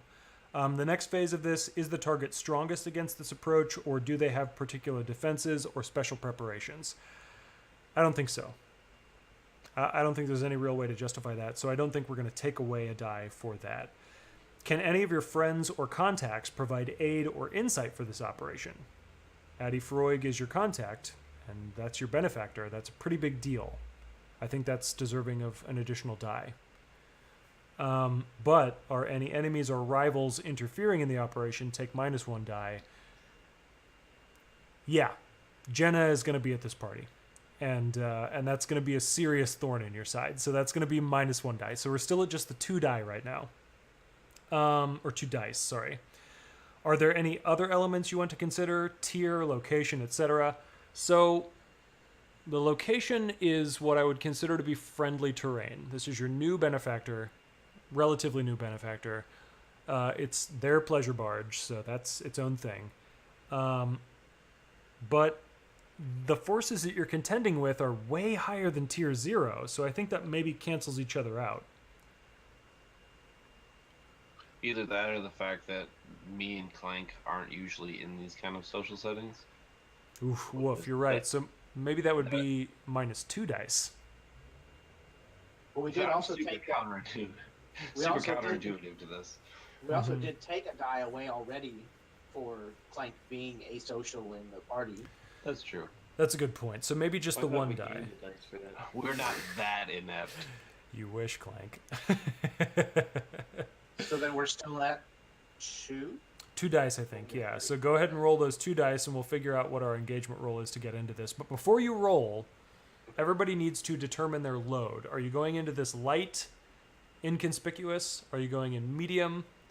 You definitely look like scoundrels up to trouble. Or are you going into this heavy, scoundrels going off to war? I'm going in light. I think, yeah, Yeah, I think we're all, or I'm going to be light, but we get 2 extra low abilities, so we get 5.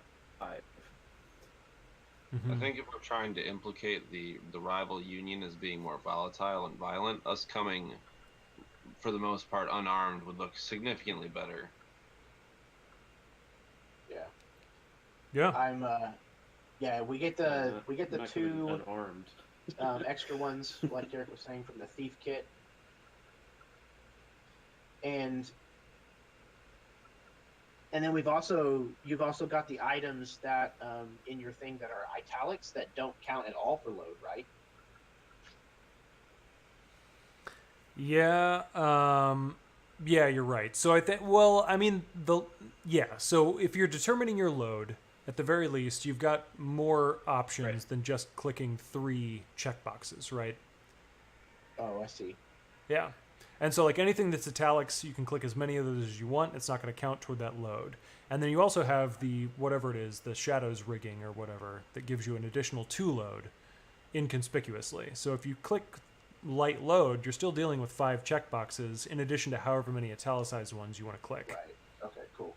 Yeah. Then yeah, I'm definitely going in light. Cool. Yeah, do we have weapons? I don't know if I've ever asked this question. I don't think I've ever shot anybody or anything. Well, the Hound, I know for sure, has fine long range weapons of some kind, whether they're pistols or rifles or crossbows or whatever.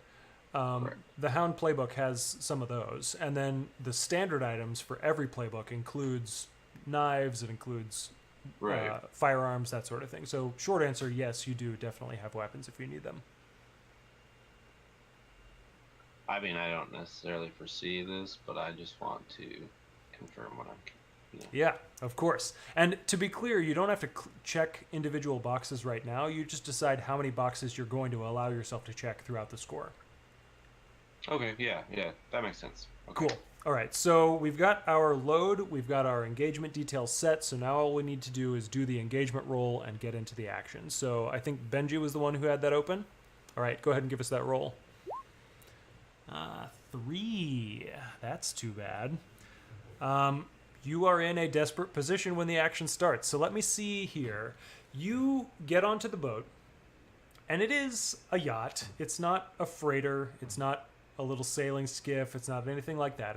It's a medium-sized vessel, I think, enough for 3 dozen people to be on this boat comfortably. It takes off into the bay between the docks and White Crown, which is like the government seat of the city. Let me actually scroll down here really briefly to show the stream what's going on. Yeah, so the docks are here, and I'm going to hide that for a moment, actually. Can I do that? Yeah, I can't do that. Never mind. Oh, shoot. What's happened? Oh, no. I've done it all wrong. Everything is a mess. Hold on. Here we go. We're going to put this on the... not on group. Map layer. There we go. And map layer. So, there we go. Okay. Now then. Those of you who can see the map can see that the Docks District is here, and White Crown, the government seat, is here. And so this pleasure barge is somewhere out in the bay right around here. So you all get out to the bay here, and you're on the boat, and Addy Froig welcomes you. Addy Froig is this character. I'll scroll back up for those who have not had an opportunity to see the character stuff just yet. We've got Addy Froig here. Addy Froig is non-binary to the extreme. Addy Froig is currently wearing an off-the-shoulder dress and has strong jawline and this hair that's been greased down into this kind of S-curl type thing. Addy's face is caked with makeup. It's really garish. And in fact, it's just a mirror of the garishness that's going on all around you as well, because what I want from each one of you is a detail. You were expecting a wild party, right? But this is an especially wild party. So what is one extravagant, decadent, cranked up to 11 detail about this party that you were not expecting to see? Does anybody have any ideas about, first ideas? Okay, Clank, what do you got? I have one. Instead of furniture, there are people acting as the furniture. Okay, so there are servants who are like on their hands and knees, and people come along and sit on them. Okay, cool. That Yes. sounds good. Benji or Jonathan, do you have anything? Yeah, I think that there's actually a mushroom wine fountain that has been set up somewhere. Very nice. And there is an enormously large man that is parked himself by it, and he's wearing very little to no clothing at all. Okay, so he's wearing like a fig leaf. And- Yes, exactly. And he's just sitting next to this mushroom wine fountain. And he's like, Please come, enjoy the fountain. It's wonderful. very nice. I love it. Jonathan, what about you? What's one extravagant detail that surprised you when you got on this pleasure barge? This is something that would have definitely attracted John's attention. He's used to smoking electroplasmic cigarettes, or e-cigs, but he is witnessing a much larger scale of this, essentially an electroplasmic hookah, that I would imagine is like very vibrant and like glows with this ectoplasmic electricity as you inhale deeply from the fumes. And Jonathan's like, holy shit! Holy soot, right? Yes, holy soot. Very nice. Okay, so this is a brand new vice for Jonathan. Maybe he'll never turn back.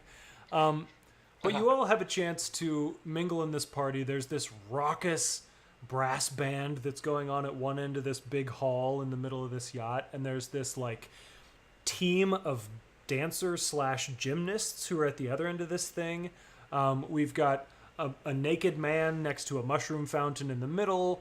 We've got electroplasmic hookahs being passed around everywhere. The decadence is front and center, and Addie Freud eventually comes over and he's like, Oh, hello. Welcome to the party, loves. How are you this evening? Jonathan. Jonathan, so wonderful to see you. You very rarely come out for public events. I'm terribly pleased to see you. Oh, I have to say I'm happy to be here. I didn't know they made these things over here, like drastically pointing to these hookahs. Oh, yes, they're quite the rage. You should try them. Let me tell you, though, they will bescumber the soot out of you. Watch out, because it's Well, don't tempt me with a good time. I'll have to take you up on that offer later. they get really close to you, Addie does, and they say, Oh, Jonathan, let me tell you, if you've come to avoid a decadent time, you've come to the wrong place. I encourage you, please, and they like push you along toward the hookah, and they tap you on the ass as you're going, and they're like, please, live life to the lees. Who am I to stop you? And Clank, what an absurd name, Clank. Are you sure that's the name your parents gave you when you were born? It is. And Clank takes Addie's hand and kisses it and says, "Aren't you busy?" Oh, you rake, you rogue. Addie's going to take their hand back and like touch their chest, and then they're going to come over and put their hand on your shoulders and be like, Oh, such a strapping young man. Yes, very nice. Excuse me, I find myself quite bothered by the situation. and then turns away from Clank and says, Benji, I've been trying to get you on this pleasure barge for ages. How on earth are you, my friend? I'm doing good, Eddie. How are you? And he I'm kind of kisses once on each cheek, embraces. Yeah, and Addie absolutely responds. And Addie's like, well, how am I? Addie seems to take this as a deep philosophical question. Addie says, well, I find I am 1, 2, 5, 8, carry the 4. I'm several sheets to the wind. I'm quite out of my depth at this point, but I will find my depth again, I promise you, and you have nothing to worry about. Everything will go smoothly. I have servants everywhere. They are the chairs. They are carrying around eel caviar. It's disgusting, if you ask me, but you do you. I don't mind. But may I ask, what is the thing that finally convinced you to come onto my pleasure barge? Please tell me. I'm terribly curious to find out. Well, I heard it was your 30th birthday, and I didn't want to miss that. My 30th? Oh, you flatterer. Yes, in fact, it is my 30th birthday. Did you hear that, Clank? Did you hear? 30 at last? What would my father think?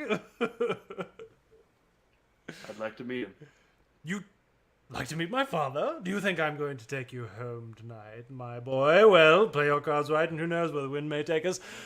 Speaking of the wind, I feel myself becoming somewhat of a blowhard. So Addie goes off to the stage where this brass band is playing raucously. And Addie, is trying to get everyone's attention, but everybody is dancing, and people are swinging from the rafters, and there's all sorts of just unspeakable acts going in 3 of the 4 corners of the room. And Addie can't get anyone's attention, and so instead, Addie takes this tuba from one of the players and says, "Stop playing! It's my tuba now. I've paid for you all night." And then Addie blows into this tuba as long as they can, and there's this huge low note. Everybody eventually stops, and all heads turn to Addie. And Addie says, "Everyone, your attention, if you please. We find ourselves in the rarest of company this evening. We have the very crew of a clandestine cigar skiff racing team." Yes, that's right. The very crew of the Electric Eek are here this evening, and they are here to wow you, I'm sure. Perhaps they can convince my captain to take the wheel for a little while and take us on a real adventure. But anyone, please welcome Mr. Jonathan Black. Give your applause. Everybody applause. Mr. Clank, the monosyllabic. Everyone claps and cheers. And last but not least, none other than Benjamin Overstreet, the renowned noble figure and fearless pilot of the Eek. Now everyone, please say your hellos, give them drinks, give them drugs, and send them on their way. It is a night to cast off all pretense. And then, as if on cue, Addie turns around and launches theirself into the crowd. They are supported by the hands of many people and taken away into some sort of purely pleasurable oblivion. This is your desperate position. Everyone knows exactly who you are. They know your faces, they know your titles, they know that you're involved in illegal racing, and you've got some elbows to grease. So does anybody have any ideas about how they want to do this first? I will say, Benji, as you are being outed to the entire crowd, you are looking out into the crowd, and you do spot Jenna, whose eyes are locked with you, and there are daggers being thrown at you from dozens of feet away. He actually responds with a She responds with a little gesture of her own. he laughs and goes and gets a drink. Okay, cool. From the mushroom wine fountain? Yeah, from the other side of where the naked fat guy is. Okay, Splashing sure. in it. Sure. You find Tasho there, in fact. And Tasho is like, I would not have expected to see you here. Why is that exactly, Tasho? I find that the crew of the Electric Eek is often found amongst the lowest rungs of society. And this is, I would say, 3 or 4 rungs up from the bottom of society. Well, you see, that's the thing about ladders, Tasho. They've got their bottom rungs and they've got their top rungs. And he kind of winks. They're made for connecting places. Just like us. She looks at you. She gives you a down, but she doesn't give you the back up. And she's just staring at your crotch. And then she flashes her eyes down to her own, and she says, There will be no connections on this ladder this evening. And she refills her mushroom wine, and then she walks away into the crowd. Man, did she misunderstand what I was getting at? And he kind of nudges the fat guy. Oh, never mind.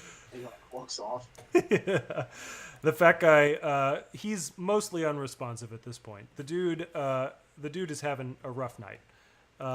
It's exactly the night that he wanted, but it turns out it's a rough night. You do notice, however, that what's-her-face... I'm sorry, I'm adjusting pictures. I shouldn't be doing that. Anyway, Jenna? Tasho. Tasho moves off, and she moves by Jenna, and you notice that they share a brief exchange of words as this happens. So you notice that, but meanwhile, Jonathan, how are you reacting to this situation? You've just been outed by everybody, and you've just been told to party like your life depended on it. I was already doing so. Okay. So, like, I picture myself in, like, a circle of people, and someone, like, slaps my back as I'm hitting this electroplasmic hookah, and I, like... and... When the smoke comes out, it sparks a little bit. There are these static sparks. They're kind of laughing at me, the spotlight's on me, and I'm kind of like, you know, hey. Mm-hmm.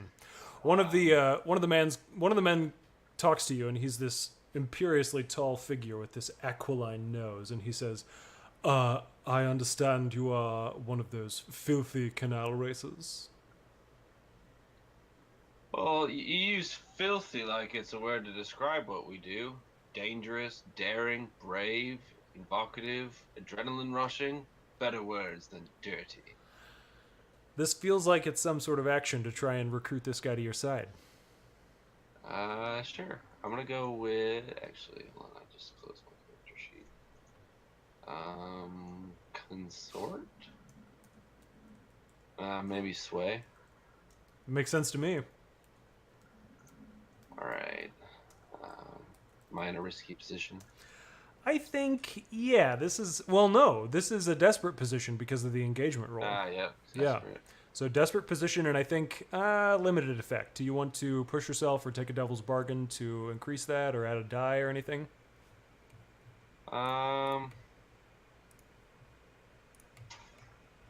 What exactly does a devil's bargain imply again? A devil's bargain means that you get an extra die, or you get to increase your effect or position. But in exchange, I make things harder for you. And I will tell you the terms of that before you accept it. I'm just gonna stick with what I got. Okay, cool. So this is, you said sway? Yes. Okay. Sway with desperate position, limited effect. Mm-hmm. No bonus die. Did I do good, guys? But you don't have sway as an action, so you take the lower of the two of them. Solid. All right. So, okay, this guy says, adrenaline? I'm sorry, but I don't think you low people really understand what adrenaline means.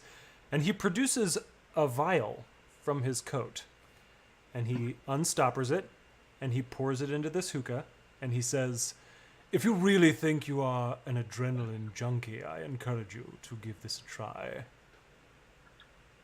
I think I might like look over towards Benji, and like in a moment of like comparing our relationships with people and who we are, I would like envy his adrenaline rush, and I would do it. Okay. So what this means is that you are accepting a complication, and the complication is that you are stoned out of your mind for the rest of this thing. Sounds about right. Okay, cool. So yeah, you take a hit of this thing, and the effects are instantaneous. All of a sudden, you've got little green ghosts dancing across your vision. All of a sudden, you can see that there is an entire spectral party happening in the ghost field as this is going on. And there are spirits, and there are spiritual chandeliers, there's spiritual mushroom champagne, there are all sorts of weird stuff, but you've got twice as many people to deal with as you did a second ago. twice as many people to party with. Well, that's the idea, but will you accomplish your goals? That remains to be seen. So, Clank, as this is going on, what are you doing?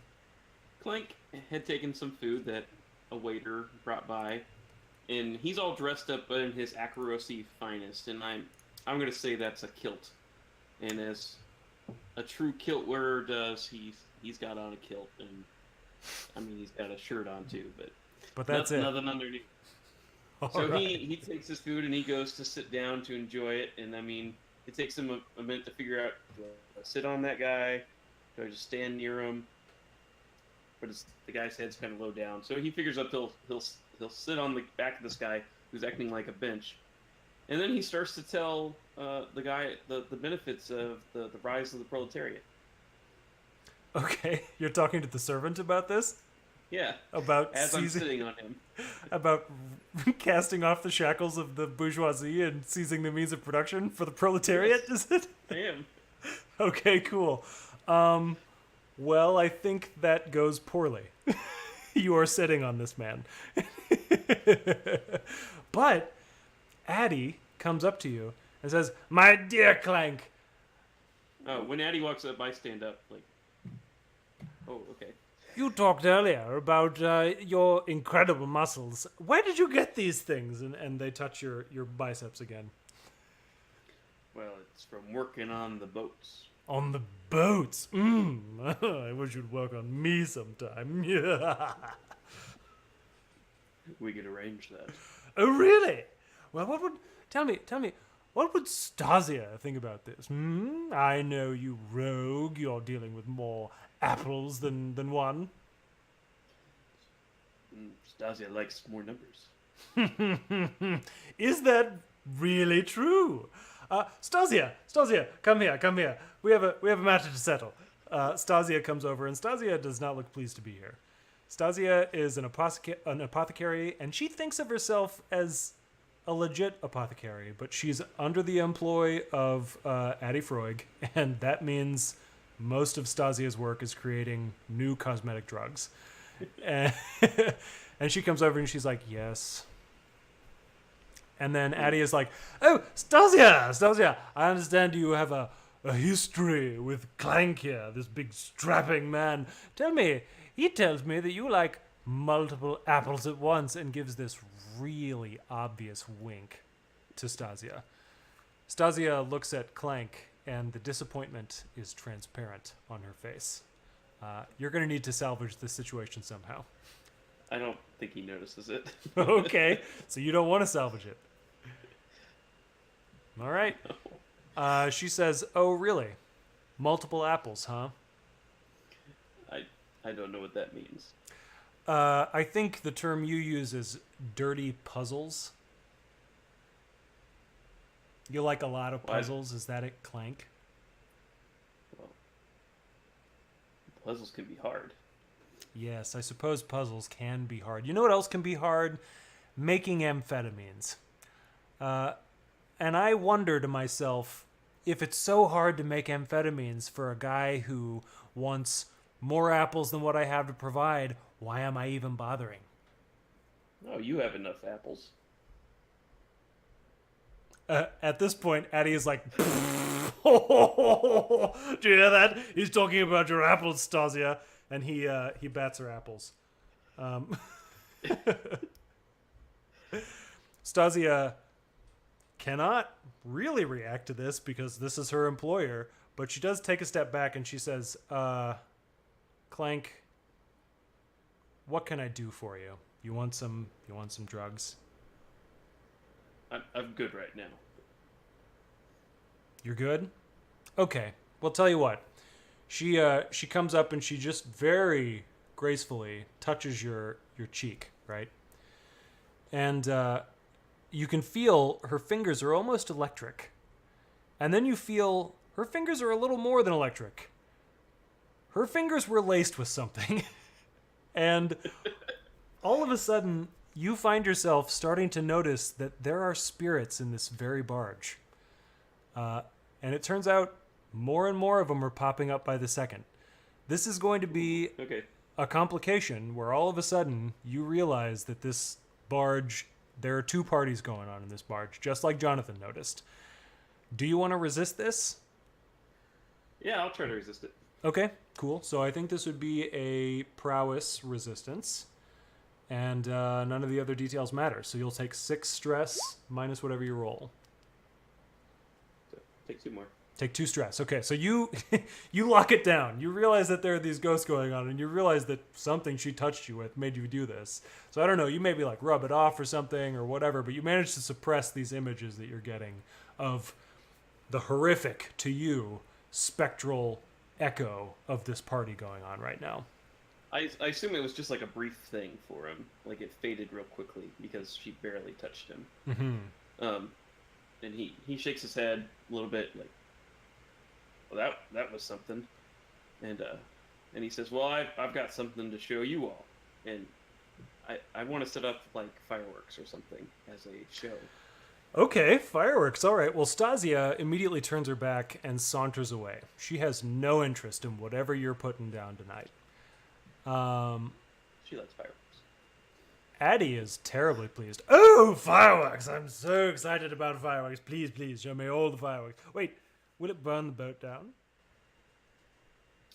No, I set them up on the riverside. On the riverside! Well, everyone! Addie calls everyone's attention. There's going to be a fireworks display out on the railing of the boat. We need to get ourselves out there. Everyone, come on. So they managed to recruit several people out to the railing of this boat. Benji and Jonathan, do you follow along? Well, I'm assuming I'm causing. We had planned this as a distraction that they could go do something nefarious if they needed to. Jonathan might not remember that now. Okay. I may or may not.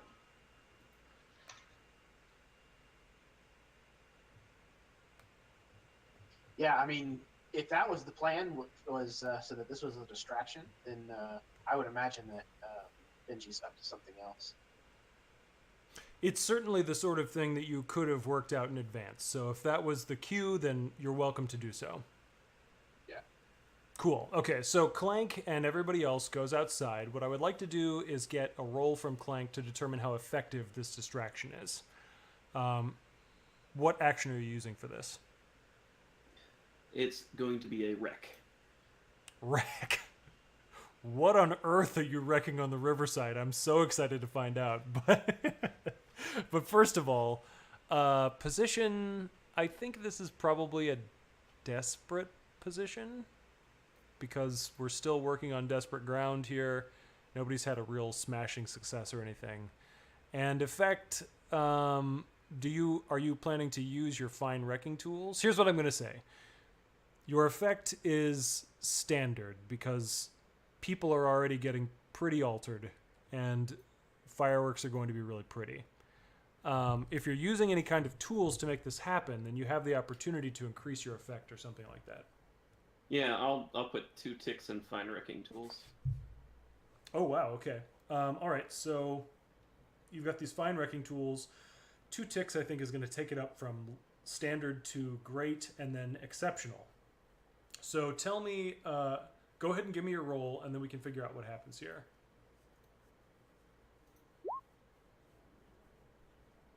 A 4?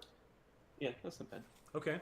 So 4, let's see here. You do it in a desperate position, but there's a consequence. You suffer severe harm, a serious complication occurs, you have reduced effect. So I think the effect is reduced. It was fairly short notice when you were setting this up. You weren't sure if you were going to need these fireworks or whatever, so you didn't have time to do it. And what happens is the fireworks launch, and they're impressive, but they also, like, there's a message in them for Stasia. Like, it's her favorite colors. oh man, and that's the thing. You mix the things wrong, and the color is not quite right. And so Stasia actually doesn't get the message. That's too bad. So people are distracted. But Stasia just sees them and she rolls her eyes and moves back into the interior of the boat. Speaking of the interior of the boat, Jonathan and Benji are both there. What are you guys doing to make this stuff happen? I'm using my hopefully aloof appearance now to kind of aid myself if it's not, but trying to purvey the plight of the dock workers and how this hidden gang is trying to be antagonistic towards the nobles. Okay, cool. So you're talking about the hidden gang that is the Dockers, who are trying to be antagonistic and like advocating for their own rights. Is that what you're talking about, or are you talking about Yeah. the one that Jenna's connected to? Jenna's affiliates. Gotcha. Okay, so you're trying to suggest that Jenna, the servant of House Fitz, who is here this very night, is affiliated with some people who are trying to make the lives of all of these people more difficult. I don't think I would necessarily be the one to name drop Jenna, but I would be at least speaking about the negatives of them and the positives of us, I guess, is what I'm trying to say. Okay, so you know that there are shadowy forces at work who are trying to win concessions from the nobility, and you're talking specifically, but not explicitly, about Jenna's contacts, and you're trying to present the Dockers as like a more even-keeled alternative to those people. The more reasonable of the two. Cool. Yeah, I like that. So, I like to imagine that you're talking to the naked man at the mushroom fountain. He's an influential man, if anything. Yeah, absolutely. So let me see here. He is this man who says, Oh, yes, hello. It's wonderful to meet you. And you are one of those dastardly canal racers, are you not? I myself am not personally, but I do fancy myself a canal racer. Oh, a canal racer. Very well. Well, you know, I hear rumblings that the canal racers are subsidized by the dockers, and the dockers are quite the uncouth individuals. I understand that they are, in fact, trying to steal from our very coffers. What do you think about that? I am very sorry to inform you, and I'm probably distracted by some ghosts at this moment. Like, sure. There's a ghost trying to pick earwax out of this guy's ear. You have it all wrong. We are actually the more agreeable, if anything, of the factions involved in the unionization of the Dockers. So you see, as someone who's grown up there, you should take care of these people. They make you the money, and if you give them a fair deal, you'll get more than what you expect in return. And now, this opposition to the Dockers, who I'm unsure of their exact name, they are more volatile. They are the aggressors. They want to take from you more than what is fair. So you mean to say that there is a group even more aggressive than the Dockers? And not only are they more aggressive, but they are in fact enemies of the Dockers? And I would like put my arm around him and probably get closer than I probably should to this guy. My friend, you have got it exactly right. It would be beneficial, if anything, to support the Dockers because they are profit to be made. If everyone's making money, what's the issue? What will happen if this other party gets into play here is they're going to take all the money for themselves, and you'll get nothing, I'll get nothing, and it'll fall into the same chaotic cycle again, except for you will be on the bottom. The bottom? Oh, heavens And I know you don't want to be on the bottom. No, I much prefer the top. So give me an action that you're going to roll to try and convince this guy that what you're saying is the truth. I'm going to go with consort this time, just because I'm referencing more of my background and heritage in this. Ah, okay. Very cool. All right. So consort, and I think the position... everybody's altered at this point, so I think it's probably just risky, and the effect could be standard because of that as well. Okay. And also, just a reminder, make sure you all are... oh, bummer. That's a 1. I'm really altered, apparently. Yeah, so this ghost who's picking this guy's earwax is listening to your story with rapt attention. And just as you're about to spill the juiciest details about it, the ghost realizes, ooh, that earwax looks real good. That earwax is totally infected with electroplasm. That's my earwax right there. And so the ghost tackles you. This is going to be like a level 2 harm, where the ghost is actually going to try and possess you. And so what will happen is that you will have to make some sort of resistance roll. It would be a resolve resistance roll to try to not be possessed by this ghost. Otherwise, it'll just happen. Well, then I'm gonna try and make this resolve resistance roll. Okay, sounds good. So it'll be 6 stress minus whatever you rolled. Nice. Okay. Very Oh good. yeah! That's a 6. So tell I me. can handle my shit. This isn't nothing new. Yeah. So you're just used to this sort of thing. You've seen ghosts before. They've attacked your eardrums before. It's not a big deal. And maybe it looks a little weird that you're like batting this ghost away while you're talking to this guy or whatever. But the dude's too gone. He doesn't know what's I feel going like on. he's actually probably doing it too. Yeah. Yeah, man. Oh yes. Yeah.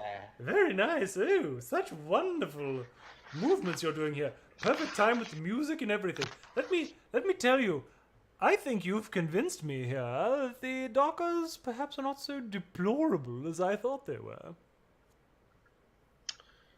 I know it's a risky situation to take a stance on, but I can guarantee you that the more malleable and agreeable union to side with is most certainly the Dockers. Oh, yes, well, I hope they never form a union, because if they do, they'll take all my money away. But, of course, in the meantime, I suppose it's fine. And so this conversation, Right. this conversation goes on for a little while. Benji, I think when we left you, you were winking and gesturing at Jenna, and then all this stuff went down, the crowd left, all this stuff happened. So what are you doing now? So this may not actually be as much like clandestine as I was kind of thinking it might need to be. Here's kind of what I was thinking. I think that Benji has found Jenna someplace where she is in plain sight of Mr. Fitz. Ah, okay. And his plan is to spill a drink on Jenna or something like that he knows would appear innocuous to somebody who doesn't understand the bad blood between them, in hopes that she's just going to go off on him and prove to be violent and unhinged in their eyes. Okay, so you want to provoke Jenna to violence somehow, but make it seem like it's not you. No, I'm okay with making it seem like me, but that it was an innocuous act, like I spilled a drink on her, or something to that nature, to somebody who is unaware of our relationship. Sure. So maybe you like bump into her and that spills a drink or something, but it's an intentional act to try and frame her. Yes. The of the fireworks startled you, and you. Ooh. Ah, I like it. That's a good idea. That's a very good idea. Okay. There you go. All right. So go ahead and what role are you trying to do for this? It sounded like Sway might be the best fit for trying to do something like that. I think sway would work. I think finesse could also work if you're trying to like delicately spray this stuff Fake on something. her. Mm-hmm. Yeah, I'll definitely try to go with finesse then. Cool. All right. So I think the position is going to be risky, and the effect is going to be standard for this one. So it's not desperate, like, because we're on desperate footing still, or Well, I mean, you were, but you've kind of overcome some of those challenges. Okay. So if you want to, trade position for effect and go down to desperate, you could go up to a great effect. But standard, it's going to be risky and standard. I think I'm willing to actually put it to desperate, because this bitch hates me, and I stand a real chance of getting more than just a little hurt here. I agree. I think. I agree. Okay, so she did promise to cut you next time she sees you. So Yeah, go ahead and give me a desperate roll with great effect to try and frame Jenna as some sort of like violent woman. Okay. Here we go. No bonus dice. Correct. Hey, that's not bad. A 5? Yeah, 5. You do it, but there's a consequence. Okay, so you walk over, and then these fireworks happen, and you're pretend startled, and you spill this mushroom wine on her or whatever. She turns around and she says, "I thought I told you if I ever saw you again, I'd cut you." And she whips out a knife and she slashes you right across the face. So this is going to be a gaping wound on your face. This is severe harm. And in fact, I think she misses your face and she cuts your throat. This is like you are inches away from bleeding out to death in this moment. Do you want to accept that wound or do you want to resist it? No, I'd like to resist that. Okay, that makes a lot of sense. So this would be, let's see, you rolled sway, I think. Normally, I think the standard is that your resistance is the attribute that's associated with that skill. But in this case, she's lashing out with you with a knife, so I think prowess would be a more appropriate thing to roll for resistance. Yeah, I rolled finesse, so that. Yeah. No, you're totally right. I'm sorry, I had forgotten about that. Okay, so prowess for resist, no bonus dice. Hey, okay. All right, so you get a little bit of stress. She lashes out at you with this knife, but I like to imagine you like catch her at the last minute, right? And then she just explodes. She's furious. "How dare you, you sodden, scumbering, blah, blah, blah," just screaming and causing a huge ruckus. You are fending this off, and you look over and you notice that Fitz is snapping his fingers and calling over some of his other servants. And then they make their way over to Jenna at this point. Do you have any sort of reaction to this thing as they approach? Yeah, Benji's gonna attempt to completely play it off. You know, just basically saying, "You're so mad. You're unhinged. All I did was bump into you. The fireworks, they startled me, and I bumped into you. You go off on me, brandish a knife and all." She is just screaming, and eventually the servants come over and they kind of grab her by the arms and they start to drag her away, and she's like, "This isn't my fault. That man's a right bastard. He's trying to do all sorts of nefarious things. He dragged me into the blue coats, he did. You have no idea what I experienced." And then it like blends into the raucous crowd around everyone. Yeah, I can't imagine if the blue coats got a hold of that one. And then, okay, so that's your like parting shot or whatever. Do you look over at Fitz to see his reaction after this? Casually. Okay. Mr. Fitz is looking at this situation as you look over, and Mr. Fitz makes eyes with you for just a split second and then kind of turns up his nose and walks away in a different direction.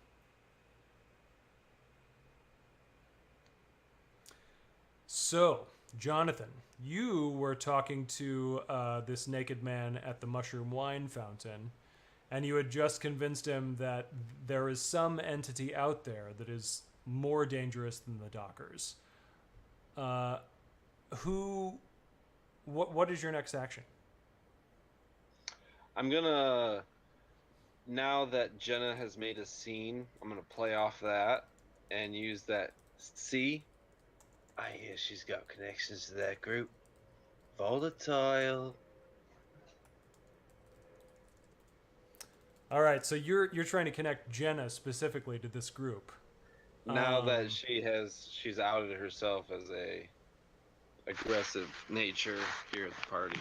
Absolutely, and I think you have. I think you've made enough of a rapport with this guy that you're no longer in a risky position. You're in a controlled position, and the effect will still be standard. So what action are you rolling here? I'm gonna stick with consort, just because it plays off my last one. Makes sense. Okay, so you're kind of conspiring with him to point out Jenna is the one responsible for this sort of thing. Yes. Cool. So I'm in a risky situation. With standard effect? No, controlled. Controlled situation. Yeah, controlled with standard effect. Okay. 3. 3, you falter. Press on by seizing a risky opportunity, or withdraw and try a different approach. So I think this guy is like, well, what are you saying here? You're pointing out this raucous woman over here in the corner. For all I know, she doesn't know this violent group from Joe on the street corner. What am I supposed to believe about this sort of thing? I think you're fabricating lies right in front of my very face. I think you need to kindly be off. And so at the most, you're going to you have a choice. You can either try this again with a risky position, or you can back off and try a completely different person to recruit these sympathies with.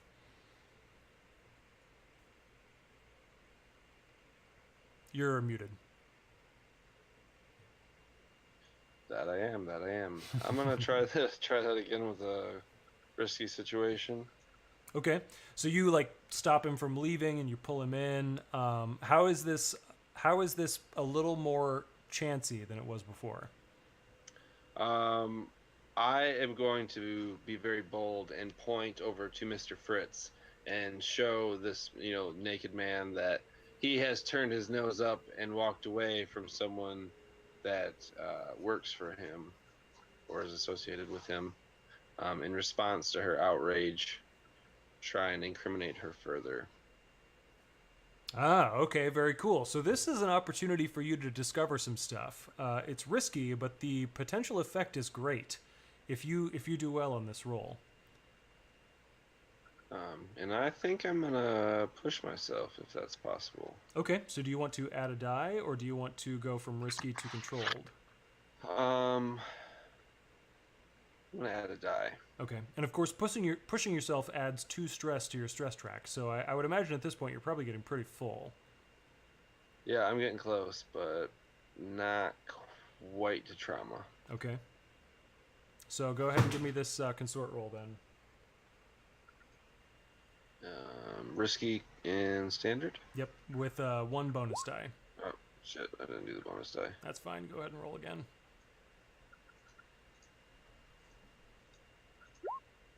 Worse. So much worse. Oh, man, Can I take the that's first a bummer. You know what? You can.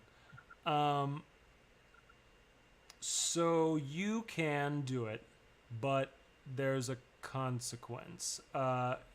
This ghost that's been hanging around you is going to try yet again to possess you, because now it's found you and it's curious and it wants more. And so you're talking to this guy and you're pointing out like, oh look, this guy is connected to, or this irate woman is connected to the Fitzes, and you're trying to draw that connection. And the guy says, oh well, yes, of course, I recently saw the Fitzes had a meeting with the Railjacks, and I wonder, are the Railjacks trying to unionize as well? Quite curious indeed. Very curious. But while you're learning this information, that the Railjacks may be connected to House Fitz, this ghost is going to jump into you and try and possess you again. So I need another resolve resistance check to try and resist this, if you want to resist it. A 3. So you take 3 more stress. Does that trauma you out?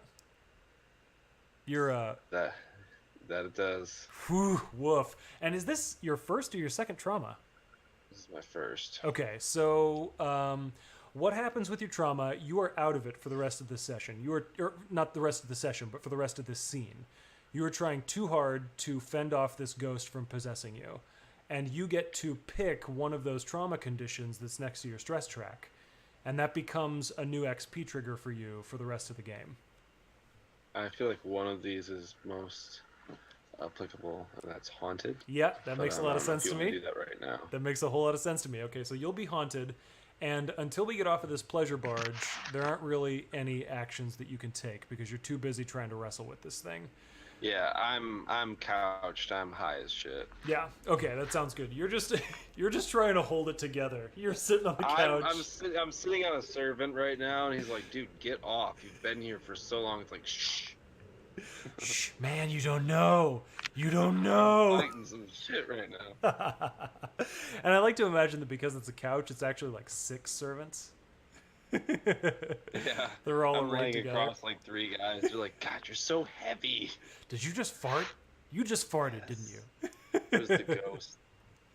Yeah, I'm sure it was a ghost, pal. Okay, all right.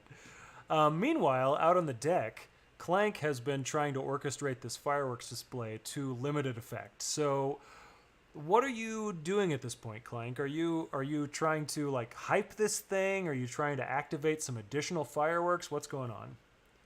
Yeah, I'm activating more. Like, say, oh wait, and like shakes the control for it, like, and keeps pushing the button. And he says, Stasia, come watch.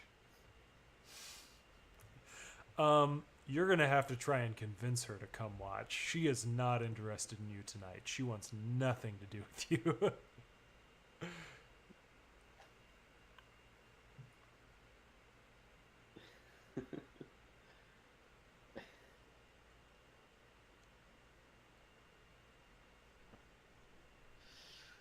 What can I do?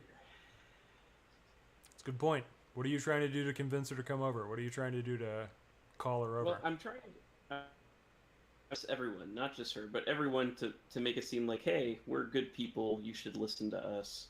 Look at this cool display.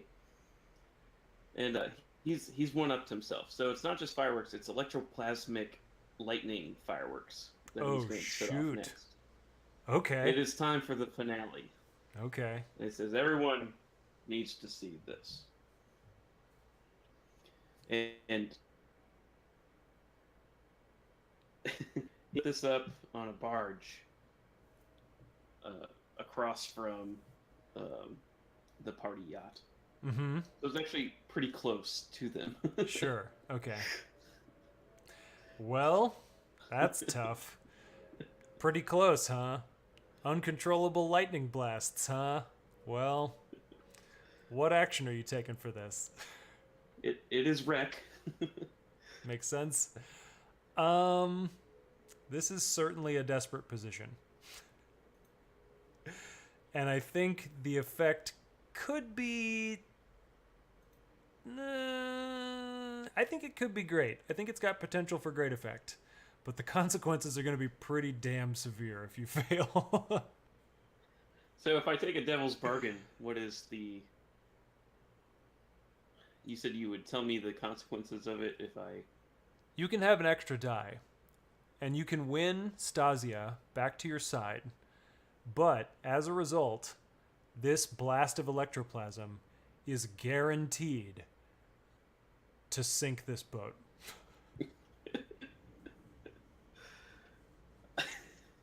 Not immediately. There will be enough time for an evacuation. I'm incapacitated. I don't know that. Well, I need you to know that.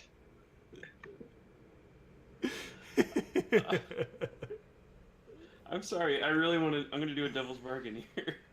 All right. That's fine. Devil's bargains are sometimes opportunities to make things harder for your co-players, and that's the thing that happens. So it's still a desperate position. Mm-hmm. And it's still great effect, but you do have an extra bonus die.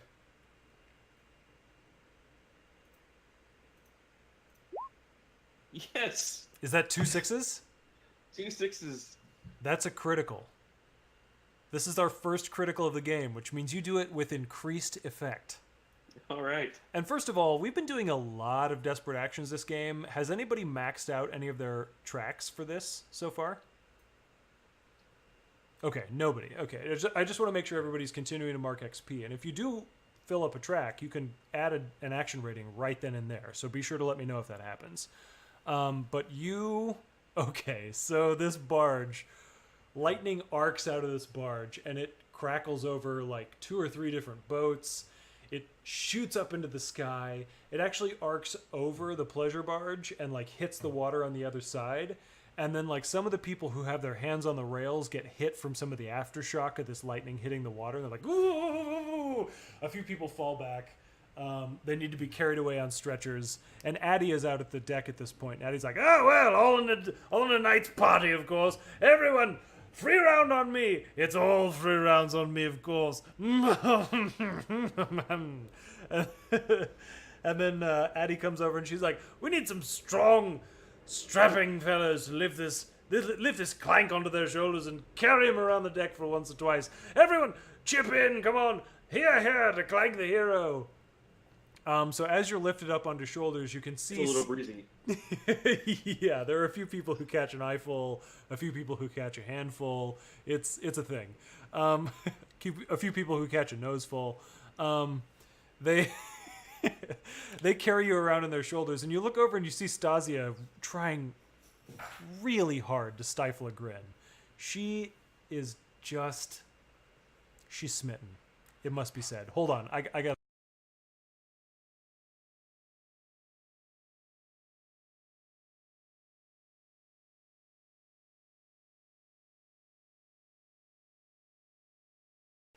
Okay, so Stasia is super smitten with you at this point, and she watches you as you're carried around, and she kind of like winks at you as you start to walk away. So somehow you manage to salvage the situation. But you notice also, Addie, as you are moving away, winks at you too. And so this introduces a somewhat new complication into your life. Meanwhile, inside, Benji, you have just successfully courted Jenna away. So what is your next course of action here to try and recruit some new noble to your cause?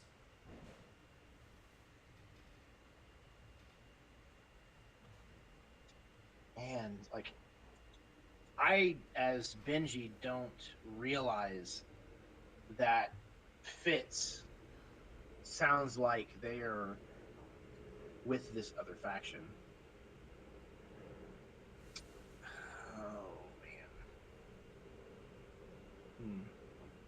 Yeah, it's true. So I think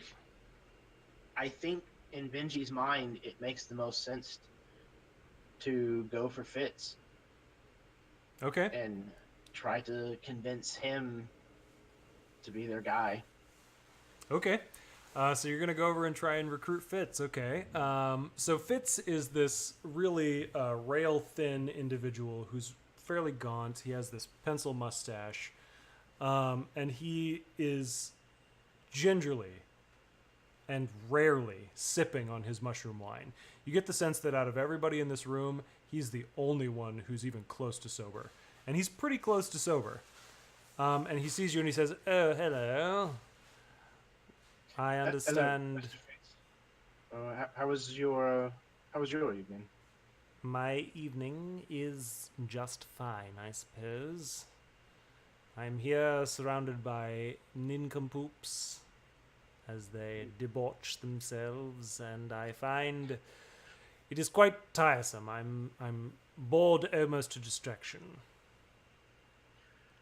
Well, you're a man who stays very busy, I understand, and I can see why this kind of a distraction would be a waste of your time. Yes, I would much prefer to be attending to my various galleries. Well, I wanted to come over and at first offer my apologies. From my understanding, the girl that I had a little bit of a row with, she works for you. Holy bad connection. Yes, she does, and I understand you've fallen afoul of her more than once. Well, I don't want to bother you with the details, but there's a reason why I don't like to see her much anymore. She's a little bit well, you saw. Oh, get on with it. What is it you want from me? Right. Well,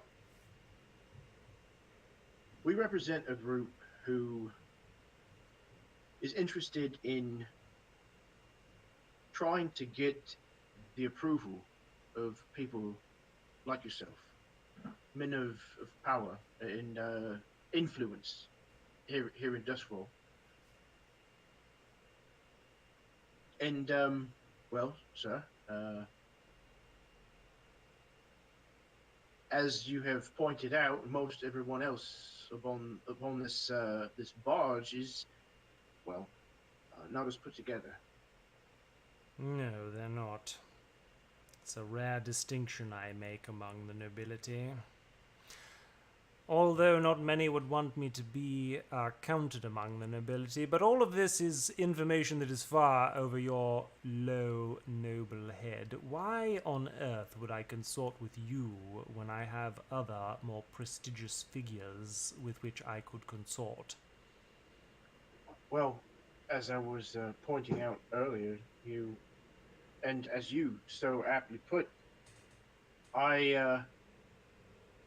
the nobility that I represent and the kind of people that I consort with are on the lower end, and sometimes there's things that need doing on the lower end of the ladder, you know? Yes, I can imagine how, in limited circumstances, those of the lowest rungs might be useful to me, as flour is useful to the grinding stone.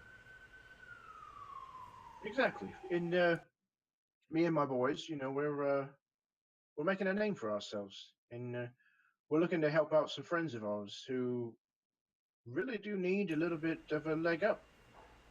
The Dockers. The Dockers, eh?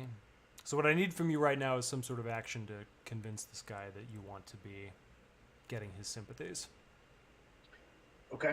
I think this is probably going to be Sway.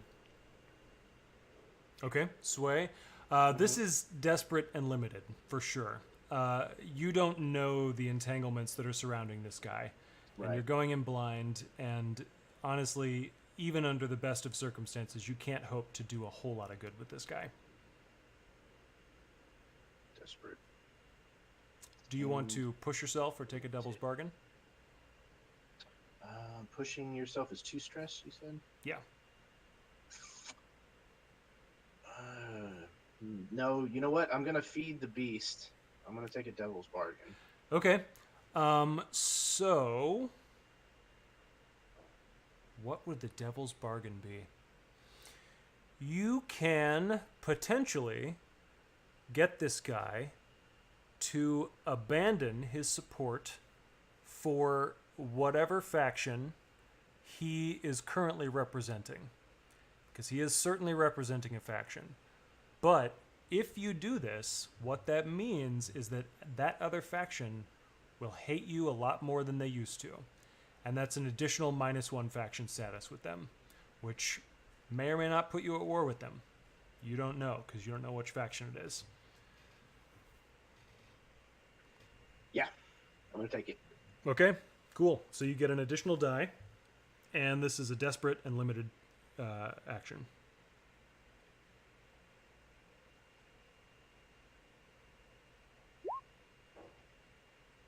Is that a 4? It is. Okay. So the consequences for a desperate action with a result of 4, you do it, but there's a consequence. You suffer severe harm, a serious complication occurs, you have reduced effect. I'm going to say this one is reduced effect. And so what that means is that he says,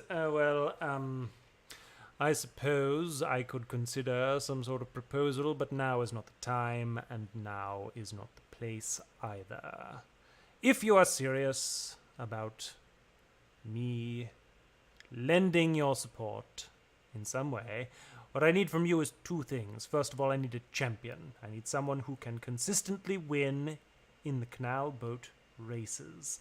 And secondly, what I need from you is something to add to my collection. I have such a broad range of things, but I'm looking for something that I've never seen before, and I want it desperately. So if you can win, and if you can bring me this thing, perhaps I will entertain the notion of supporting you in some way. Oh, Mr. Fitz, it sounds like we're already halfway to a deal. Yes, and as a gesture of goodwill, I will drop my current support for Tosho in the race. He almost does a spit take with his drink, and then kind of, excuse me, and just kind of tries to play it off as best he can. Will that be all, you uncouth ruffian? Of course, Mr. Fitz. Thank you for your time, and again, my apologies for disturbing your evening. Your apologies are not accepted. And he walks away. Uh, well, after he's gone, under his breath, should, he actually like punches something, like an inanimate object on the wall or something. He just keeps walking. Mm-hmm. Okay. At this point, Jonathan, you are roused from your stupor by the klaxons of an alarm going off all over the boat. Because, like I said for Clank, even though he managed to successfully conduct this incredibly impressive lightning display, the ship is sinking. And all of a sudden, we find ourselves in a situation where we need to get out of here and be rescued. So we are in a new scene. Jonathan is back in action, but he's haunted. And we need to get people off of this boat, as many people as possible.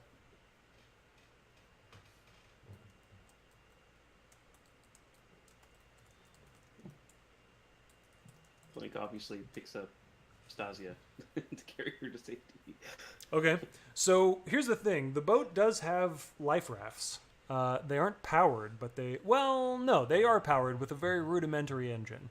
And so I think Clank, it's safe to say, is familiar enough with boats that he could probably pilot one. Benji certainly is good enough to pilot one. Wait. What? I don't know if this is possible because I know you had it in your head for this thing to sink, but I don't know if, like Addie mentioned earlier, could Benji take the wheel of this boat and attempt to steer it into like shallow waters somewhere? You absolutely could. Yeah. Okay, so this klaxon starts going off, and Addie's like, "Oh, everyone pay attention. We've got to abandon ship. I can't believe I'm about to lose my boat, and I'm very cross with whoever made it happen, but we need to get to safety. The first order of business is making sure that no one is added to the ghostly menagerie this evening. Everyone, please, to your escape boats." And Benji, you have an opportunity to interject at this point. Yeah, so I think this is probably like across the crowded deck or whatever, wherever this is happening. And Benji is going to be kind of waving his hands kind of above his head. Addie!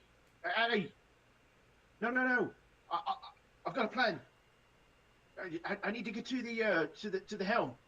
A plan from our very own pilot champion? Oh, the helm? Are you going to pilot us to safety, dear Benji? You're damn right I am. Well, I very much wish you all the best in that regard. It's clear that Addie is well into their cups at this point. So you are ushered to the bridge of the ship, and the captain is very cross that this is happening at all. But Addie is like, "Yes, give him the wheels. Go get him the thing. Clank, hold me." and just falls over and passes out into Clank's hands. If Clank bothers to catch Addie, of course.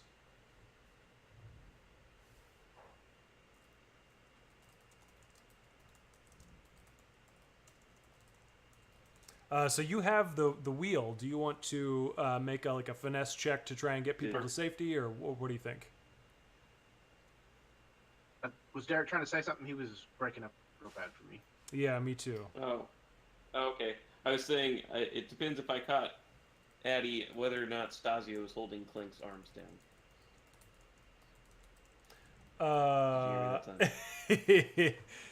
Stasia was not holding your arms down. Stasia is nowhere to be found at this moment. It's just you Since and Addie. Stasio's not around, I can catch Addie. Okay, cool. Jonathan, you're watching all this going on. By this, even though the boat is sinking, right? Yeah. The point is, people were impressed. Yeah, absolutely sure. The lightning thing was impressive, even though it also meant that the boat was sinking. And honestly, most of the people here are altered enough that they probably won't even remember the boat sunk, much less whose fault it was. Okay. So, Benji, you've got to get us to safety. I can try. Give us a roll. All right. So let's see. Finesse is, handle a vehicle. Mm-hmm. I think this is a desperate position. I think that this is a standard effect because you are so skilled at piloting boats. Okay. And so go ahead and With this, what was that, Clank? can we do teamwork? I can assist a teammate. In fact, you can. You can take 1 stress to give another player +1 die. And Jonathan, you're welcome to do the same thing. And because you Hell no. well, because you got a trauma, your stress track is Right. cleared, so it's down to Yeah, 0. that's that. Okay, cool. Oh wow. Yeah. I'm dealing with some inner demons right now. And outer some outer demons, ones, to yeah. be frank. I'm dealing with demons of all kinds. So here's the deal, Clank. You can take 1 stress to give the other player 1 die, or Benji can lead a group action. And if Benji leads a group action, then each character rolls, and the best single roll counts as the action result. And every think character that- shares the successes and failures of that result. I think that if my stress tracks reset, I would take 1 stress to give him an advantage. Yeah. So, could I even do a group action since Black is technically out of the scene? No, he's back in the scene. The scene has changed from the party to the rescue at this point.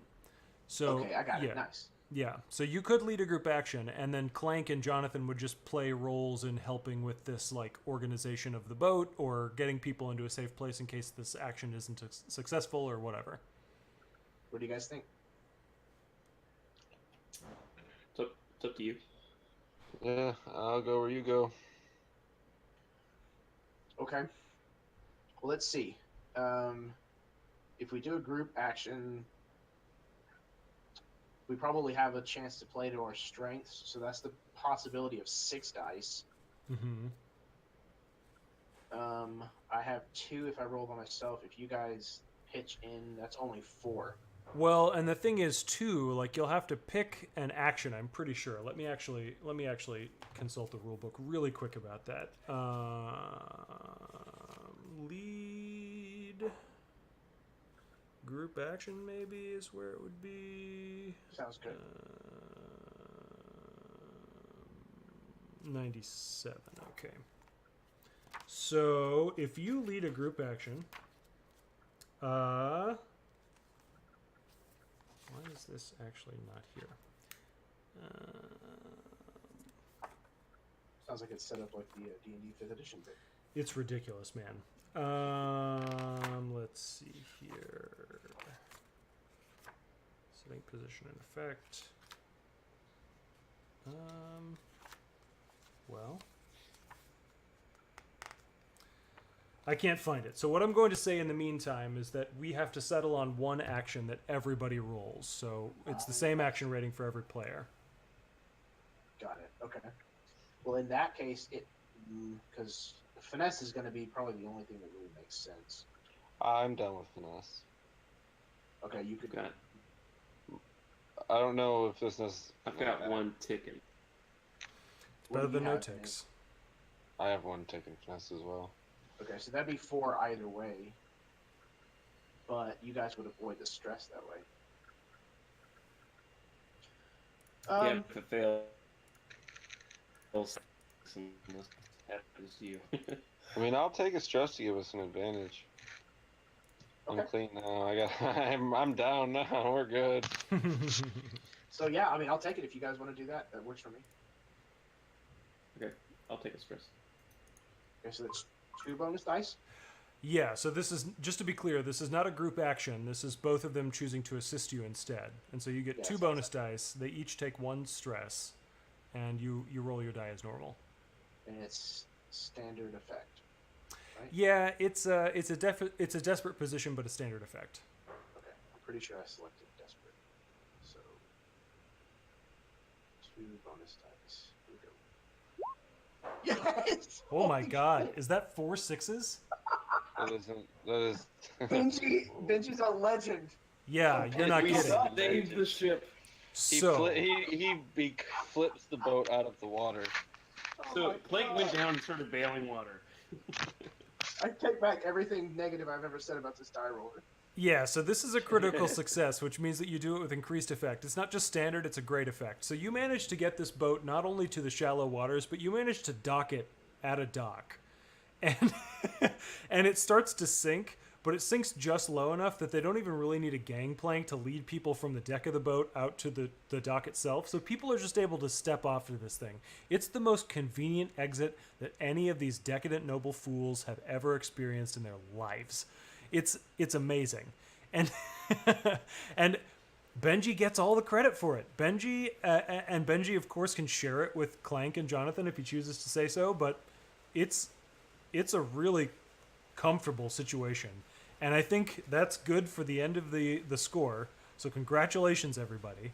Do we all want to take the 15 or 20 minutes it's going to take to do downtime, or do we want to handle that offline? I'm down to if you can give me a 7-minute break to go to the bathroom. Yeah, that's fine. So we're finished with the score. We've accomplished some real amazing things. Let's take a break, and then we will come back and do downtime and all that stuff before we check out for the night. So everyone, we're on the prowl, so keep your eyes peeled.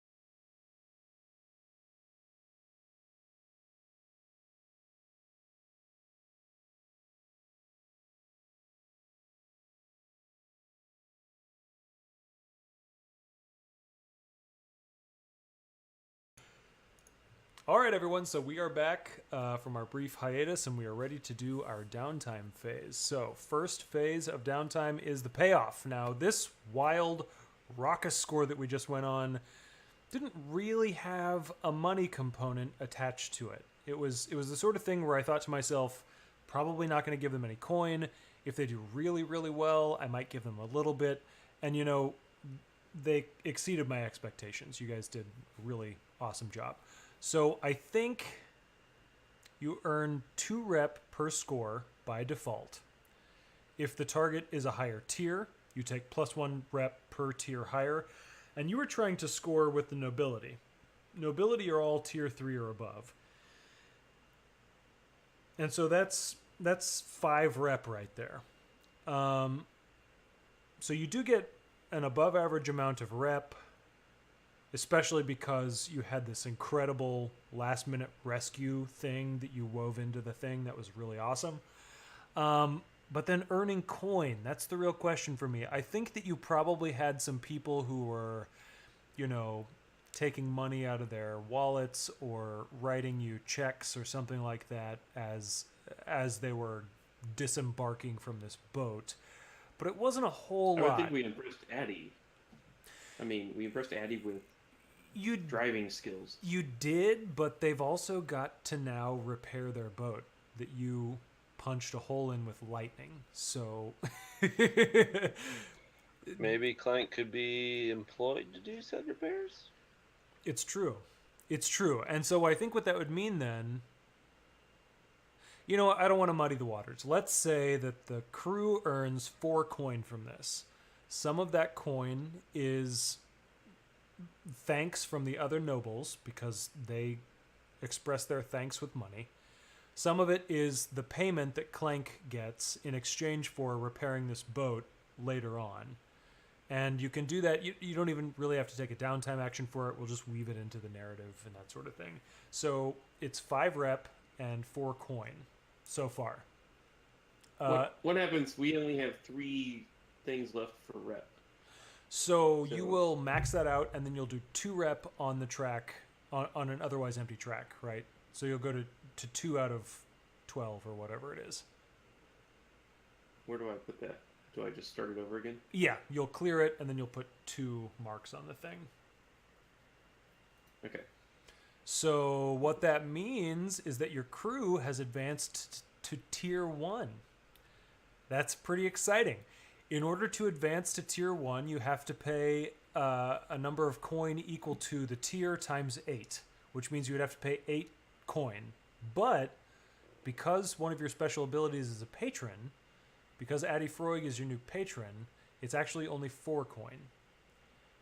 And so either from the crew coffers or split up amongst you as individual character playbooks or whatever you choose to do, you need to deduct 4 coins somehow. How do you want to add that up? What So up we for just 4 take coin? 4. Got it. Yeah, we just earned 4, so why don't we just turn that right around then? Oh, okay, Yeah, cool. sounds Yeah, good to me. so all the money that you collected from thanks and the money that was going to be paid to Clank for repairing the boat, instead you gave that money to Freud and you told Freud to keep the money for repairing the boat, and that's what helped you gain the clout to rise up in tier. That's cool. Okay. Heat. This is kind of hard to judge. I don't think it was, but it could be loud and chaotic, right? So smooth and quiet, or contained, or loud and chaotic, or wild, right? And I think you all definitely made a name for yourself.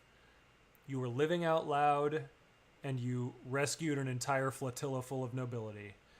But it's not like that was bad for you per se. That was exposure, but it wasn't necessarily heat. Well, and the night was already supposed to be wild anyways. So I would imagine that some of that was even maybe expected, though probably not in the direction that it went. Yeah, so I think smooth and quiet is off the table. Regardless, it was not a smooth and quiet operation. You made a name for yourselves, right? But contained makes some sense to me. It was a wild night. You acted wildly. That sort of thing happened. In which case, that would be 2 heat. and you add +1 heat for a high-profile or well-connected target. So we're talking about 3 heat total. And I think you had 2 heat going into this thing, so that's 5 heat total for your crew, which is, I think, halfway to getting a wanted level. So you're getting up into that higher territory at this point. You don't have a wanted level, so we do need to roll entanglement, but it's going to be a pretty lenient roll for you. So, Derek, you already have the crew playbook open, right? There should be a button there that allows you to roll entanglement. Is that the case? If not, then just rolling fortune is fine. And what you will do is roll fortune with 0 dice. And so we'll get 2 results and we'll take the lower of the 2 of them. 3? Okay. So you have 5 heat, which means that a 1 to 3 is either gang trouble or questioning. Gang trouble is one of your gangs or other cohorts causes trouble. You don't have one of those, so it has to be questioning. Again, the Bluecoats grab an NPC member of your crew or one of your crew's contacts to question them about your crimes. Who do the Bluecoats think is most vulnerable right now? I think so. Every entanglement result so far has been the Bluecoats bringing somebody in, and first it was Valeris, sorry, and then the second time it was Jenna. I'm thinking that because this is the 3rd time, that's kind of the charm. I think one of you needs to be dragged in for questioning. We're all willing to go. You're all willing to do it. Okay. So, do you want to play, I don't know, maybe roll fortune with 1 die, and like a 1 through 3 is 1 or 2 is Derek, 3 or 4 is Baron, 5 or 6 is Jeremy. I want to say that. A 4. So Jonathan Black is walking the streets of Duskwall one night, and all of a sudden the Bluecoats surround him, and there's this figure by the name of LaRose. He introduces himself as Officer LaRose, and he drags you in for questioning. Jonathan, what I need you to do is make a fortune roll to see how much you talk. And you can make this roll, and then afterward you can decide that maybe you just want to pay off the Bluecoats instead of accepting that response. So this is just a fortune roll with 1 die. Where is the fortune? It should be on your character playbook. Let me see if I can find this here. It's beneath the friends. Oh, I found it. Yeah, there you go. So just 1 die for this.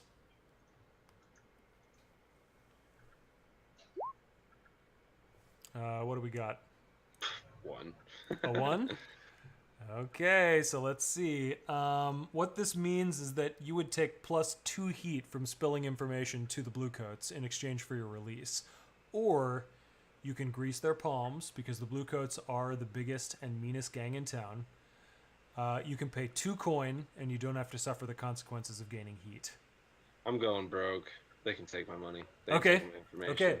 So you get into the interrogation chamber, and it's pretty intense. They are just shy of torture trying to get information out of you, but you manage to put like 2 coin. 1 coin is a week's wages for like a single laborer.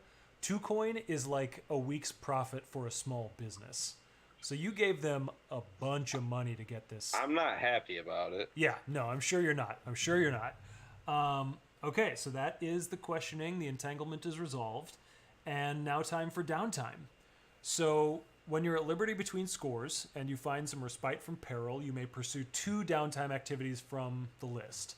I think everybody has the list of downtime activities. Does anybody need a refresher about what those are?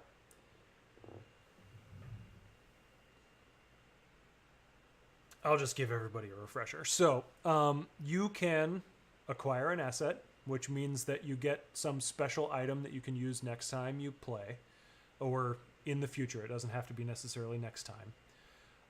You can work on a long-term project, and I know that both Clank and Jonathan now have long-term projects on their plate. You can recover, which is getting treatment to tick your healing clock. I know that Jonathan suffered harm. I don't know. I think maybe somebody else did. Clank, you were winded. Oh no, you resisted that. That's right. Okay. But anyway, recover is the way to get rid of your harm. You can reduce heat from the crew, and may I remind you that because of your special ability, if you end the downtime phase with 0 heat, then you get an additional +1 rep. So that may be something you want to consider. You can also train, where you mark 1 XP for an attribute or your playbook, or 2 XP if you have the appropriate training thing, and I think your shadows have prowess for training. Let me just confirm that really quick. Yeah, you have prowess. So if you train prowess, then you mark 2 experience instead of 1. And then finally, you can indulge your vice to work off stress. So which actions do people want to do? We get 2, correct? Yes, 2 downtime actions. But we can pay a coin for a third. Yeah, or another coin for a 4th, or another coin for a 5th, or whatever. And whenever you reduce heat, you do 2 points. Whenever you reduce heat, you roll your action, whatever action you're doing to reduce heat. And then if you get a 1 through 3, that's 1 heat gone. If you get a 4 or a 5, that's 2 heat gone. If you get a 6, that's 3. And if you roll a crit, that's 5 heat that you reduce. So if I propose that we can use one of the group's coin to try to reduce heat. So you guys can do your 2 for what you want, then we can use the group's coin to reduce heat as a third thing. Do you guys agree to that? It only applies to one of us, though, right? I think we all can do that. Or are you talking about spending 3 coin? If we need to. Oh, I see. Okay.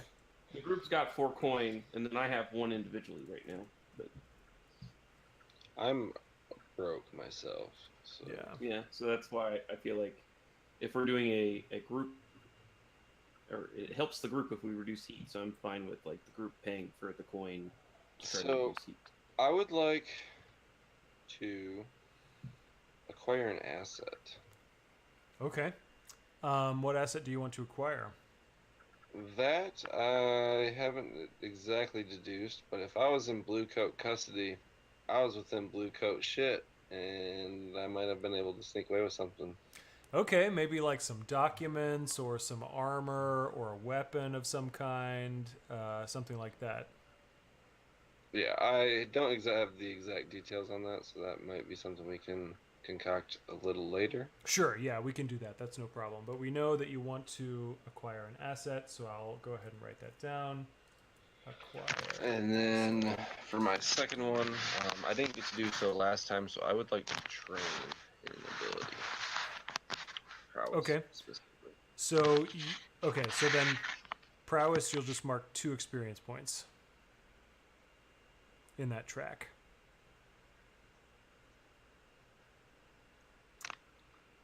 All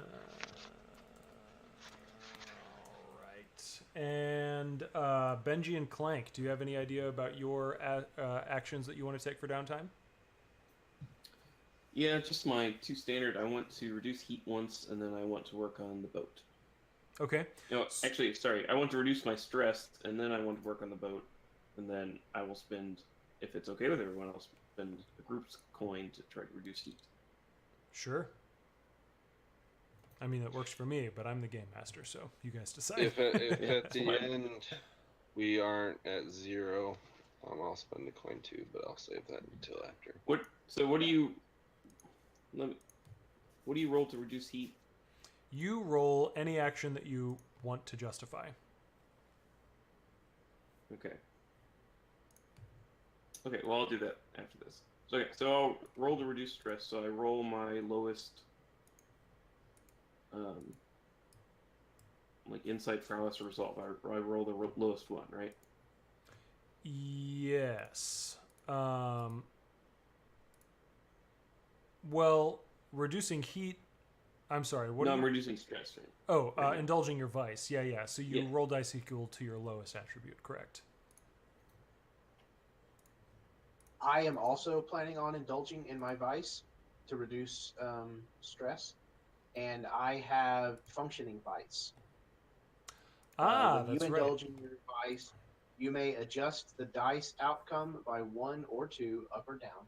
An ally who joins you in your vice may do the same. Oh. So if you would like to, Clank, you can join me and adjust your dice. Cool. All right. I mean, that works for me. And Clank, you already rolled your vice thing here, so it would be a 2 for you. Yeah. But then you can adjust it by 2 points either way. Is that okay? So you could get you up can to a do- 4. You can do 1 or 2 points up or down to avoid overindulgence if you want. Cool. And Benji, why don't you go ahead and give me your indulge vice roll?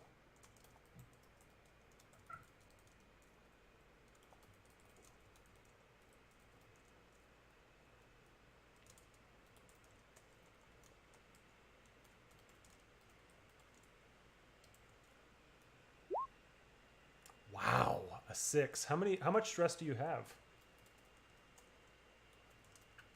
I was at 5. And you cleared 6 stress. You know what that means? You, my friend, He have gets to adjust it, right? well, you do. Yeah. So you can adjust that by 2. So you can narrowly avoid overindulging your vice. Yeah, so if I have 5 stress and I rolled a 6, I can adjust it by 1 point down and it'll be the exact. Yeah. And that's good for you. That's what Okay, I'll do so, then. so I got a 2, and you said I could adjust it 2 up? Yes. Yeah, so you can come up to 4 if you want to. So I can get rid of all my 4 stress. Yeah. Cool. Nice. Congratulations. Clank, you said you were indulging your vice and then you were going to work on the airboat? Yes. And then you were also going to spend a coin to reduce heat? Yes. Okay. So why don't we do the long-term project first? So you roll a trait, whichever action you want to roll. Tinker. Tinker, okay. And position and effect doesn't matter. We just need to know the die result.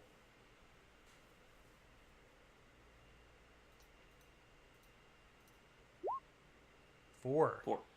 That means that you fill 2 clocks on this clock, or 2 segments on this clock. And what that means is that you have successfully completed the airboat fan upgrade project. So all of a sudden, the boat is more effective in the races. We're now amphibious. Yeah, congratulations. That's exciting stuff. All right, so and finished long-term airboat fan project. Congratulations. All right, now we've still got one more downtime action from Benji before we jump to reducing heat for Clank. So Benji, what is your second downtime action? My second downtime action is going to be to train prowess. Okay, so that's 2 experience points in that track for you as well. Okay, so I only had 1 remaining until it bumped. Okay. So I clear it, add the first point on the second go around, and then I can add a dot. That's exactly right. One of the things under prowess, but not more than 2 in any one sub attribute. That's exactly right. Okay, in that case, I've already got 2 in finesse. So,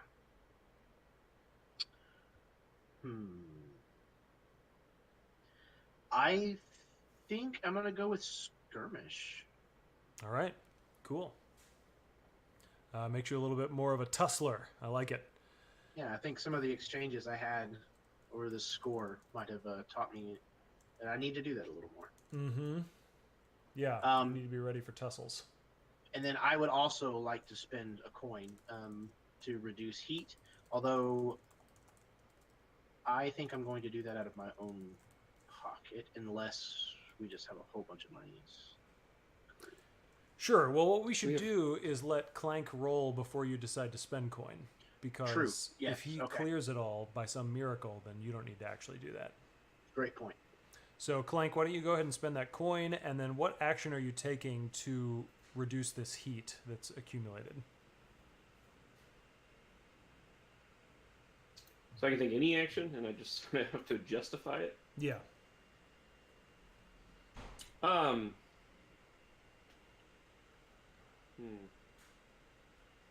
I'm going to try to pin kind of the notoriety that we have with the Bluecoats on some no-name upstart boat racer.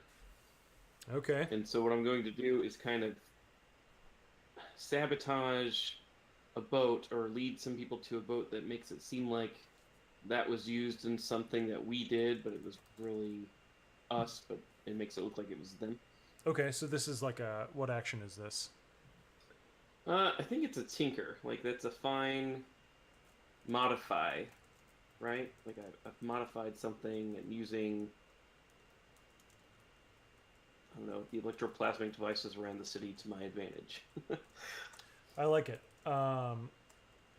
Cool. A lowly canal racer. Cool. So go ahead and give me your roll, and we'll determine how much heat you take off.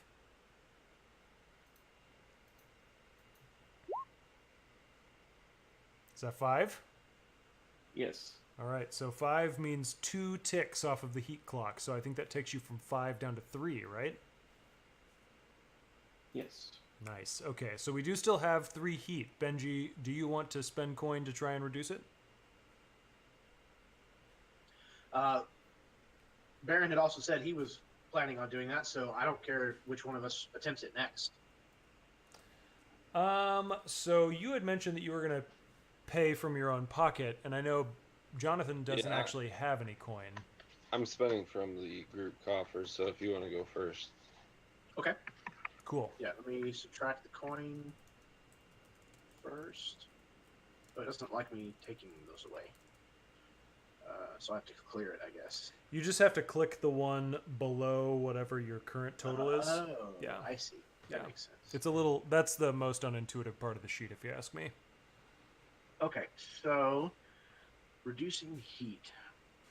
What- So the main source of the heat right now is definitely the blue coats. It sounds Yeah. like.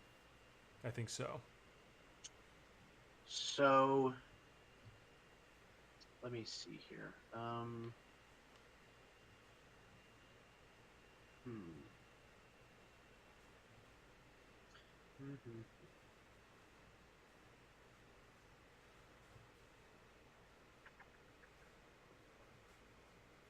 Okay, so I think I'm going to use consort. Consort. Okay, so you are, like, mingling and doing something in that way. Yeah, I think. So we haven't discussed this person, but this Chief Heckler or Helker, Mm-hmm. is he connected to the Bluecoats? He is not. He is a docker's boss. He is like Oh. Dava's boss. Yeah, I didn't know if Chief was a rank within the Bluecoats. Okay, so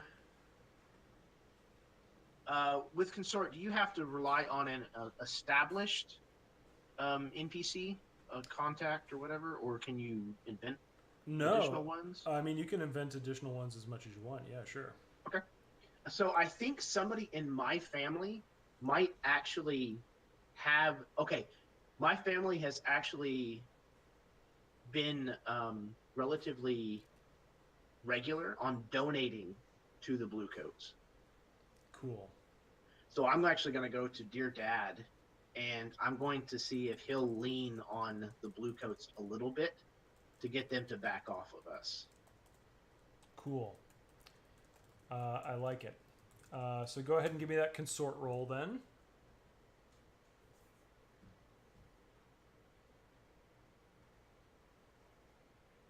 Okay, and position and effect don't matter, right? Correct. Yeah. Don't matter at all.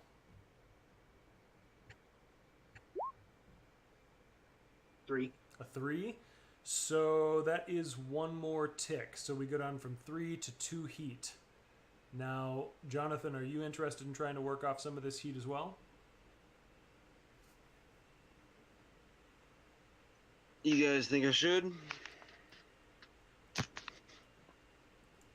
Alright. Yeah, man, go for it. I mean, just to put this in context for you, the chances of you getting a wanted level with 2 heat are really, really slim. And so you don't have to worry about that.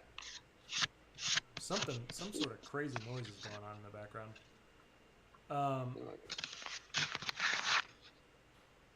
But yeah, so if you don't reduce heat right now, it's not like you're going to have to deal with a wanted level, but if you manage to clear the last of the heat, then you do get an additional +1 rep. Is that worth it? The 1 coin for the 1 rep? Potentially 1 rep. I mean, maybe. I'm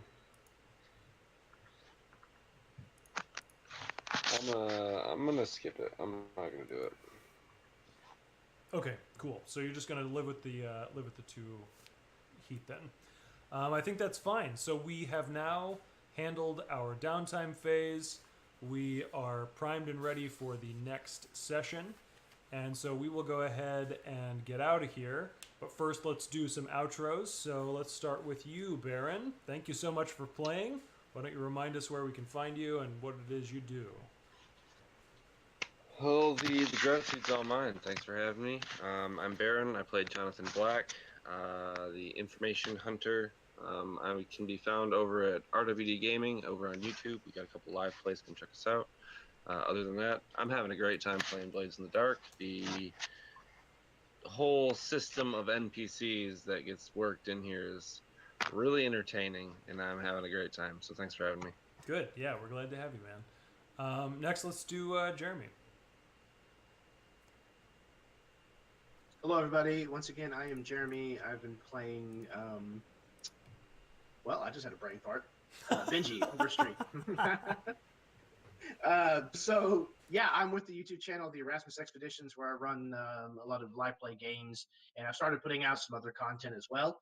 Definitely go check me out on YouTube. I am also 1/3 of the podcast, The Dudes of Yore, with my friends Jeff Doty and Chad Nick, also on YouTube. Please go check us out. And yeah, man, this game is bonkers as far as just how interwoven everything is.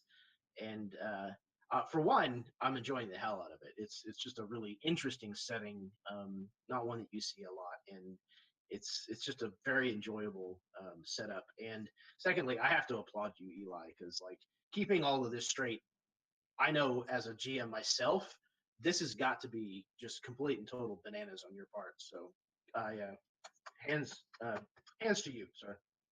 Well, thanks. I'm glad you're enjoying it. And we're always glad to have you, man. You're a wonderful player. So, Derek, last but not least. I am least. Because I am just a small part here. I do not have my own YouTube channel. But you can go check out Eli's, which he will be posting this game session. And there's also a whole bunch of other live plays from our very first publication, the Blackwood Errantry Codex. So go check that out. Yes, indeed. Thank you for joining us tonight, Derek. It's wonderful to play alongside you. I noticed some vague callbacks to Jan Son of Jan in Clank, and they are the best callbacks, so I really appreciate seeing them. It's really delightful. I have no imaginary dog, but some of the details are still there. This kind of ignorance about social expectations. Anyway, I'm Eli Kurtz. I'm the head honcho at the Mythic Gazetteer. We do all sorts of stuff, and you can find us on Twitter at SapDynamic. You can find us on Facebook at the Mythic Gazetteer. You can find us at mythicgazetteer.com. We also have products on DriveThruRPG. Check us out. And in the meantime, I will take us out of here So I want to thank everybody for tuning in. I know those of you who tuned in for the stream experienced some technical challenges thanks to my dismal internet. Sorry about that. Try to correct that in the future. And so our tale draws to a close for now, but remember to tune in next time for Ring Down Below, presented by KMGX. Our next broadcast goes live on Tuesday, July 10th at 7 p.m. Central Time. Until then, keep your eyes on the canals. We're on the prowl.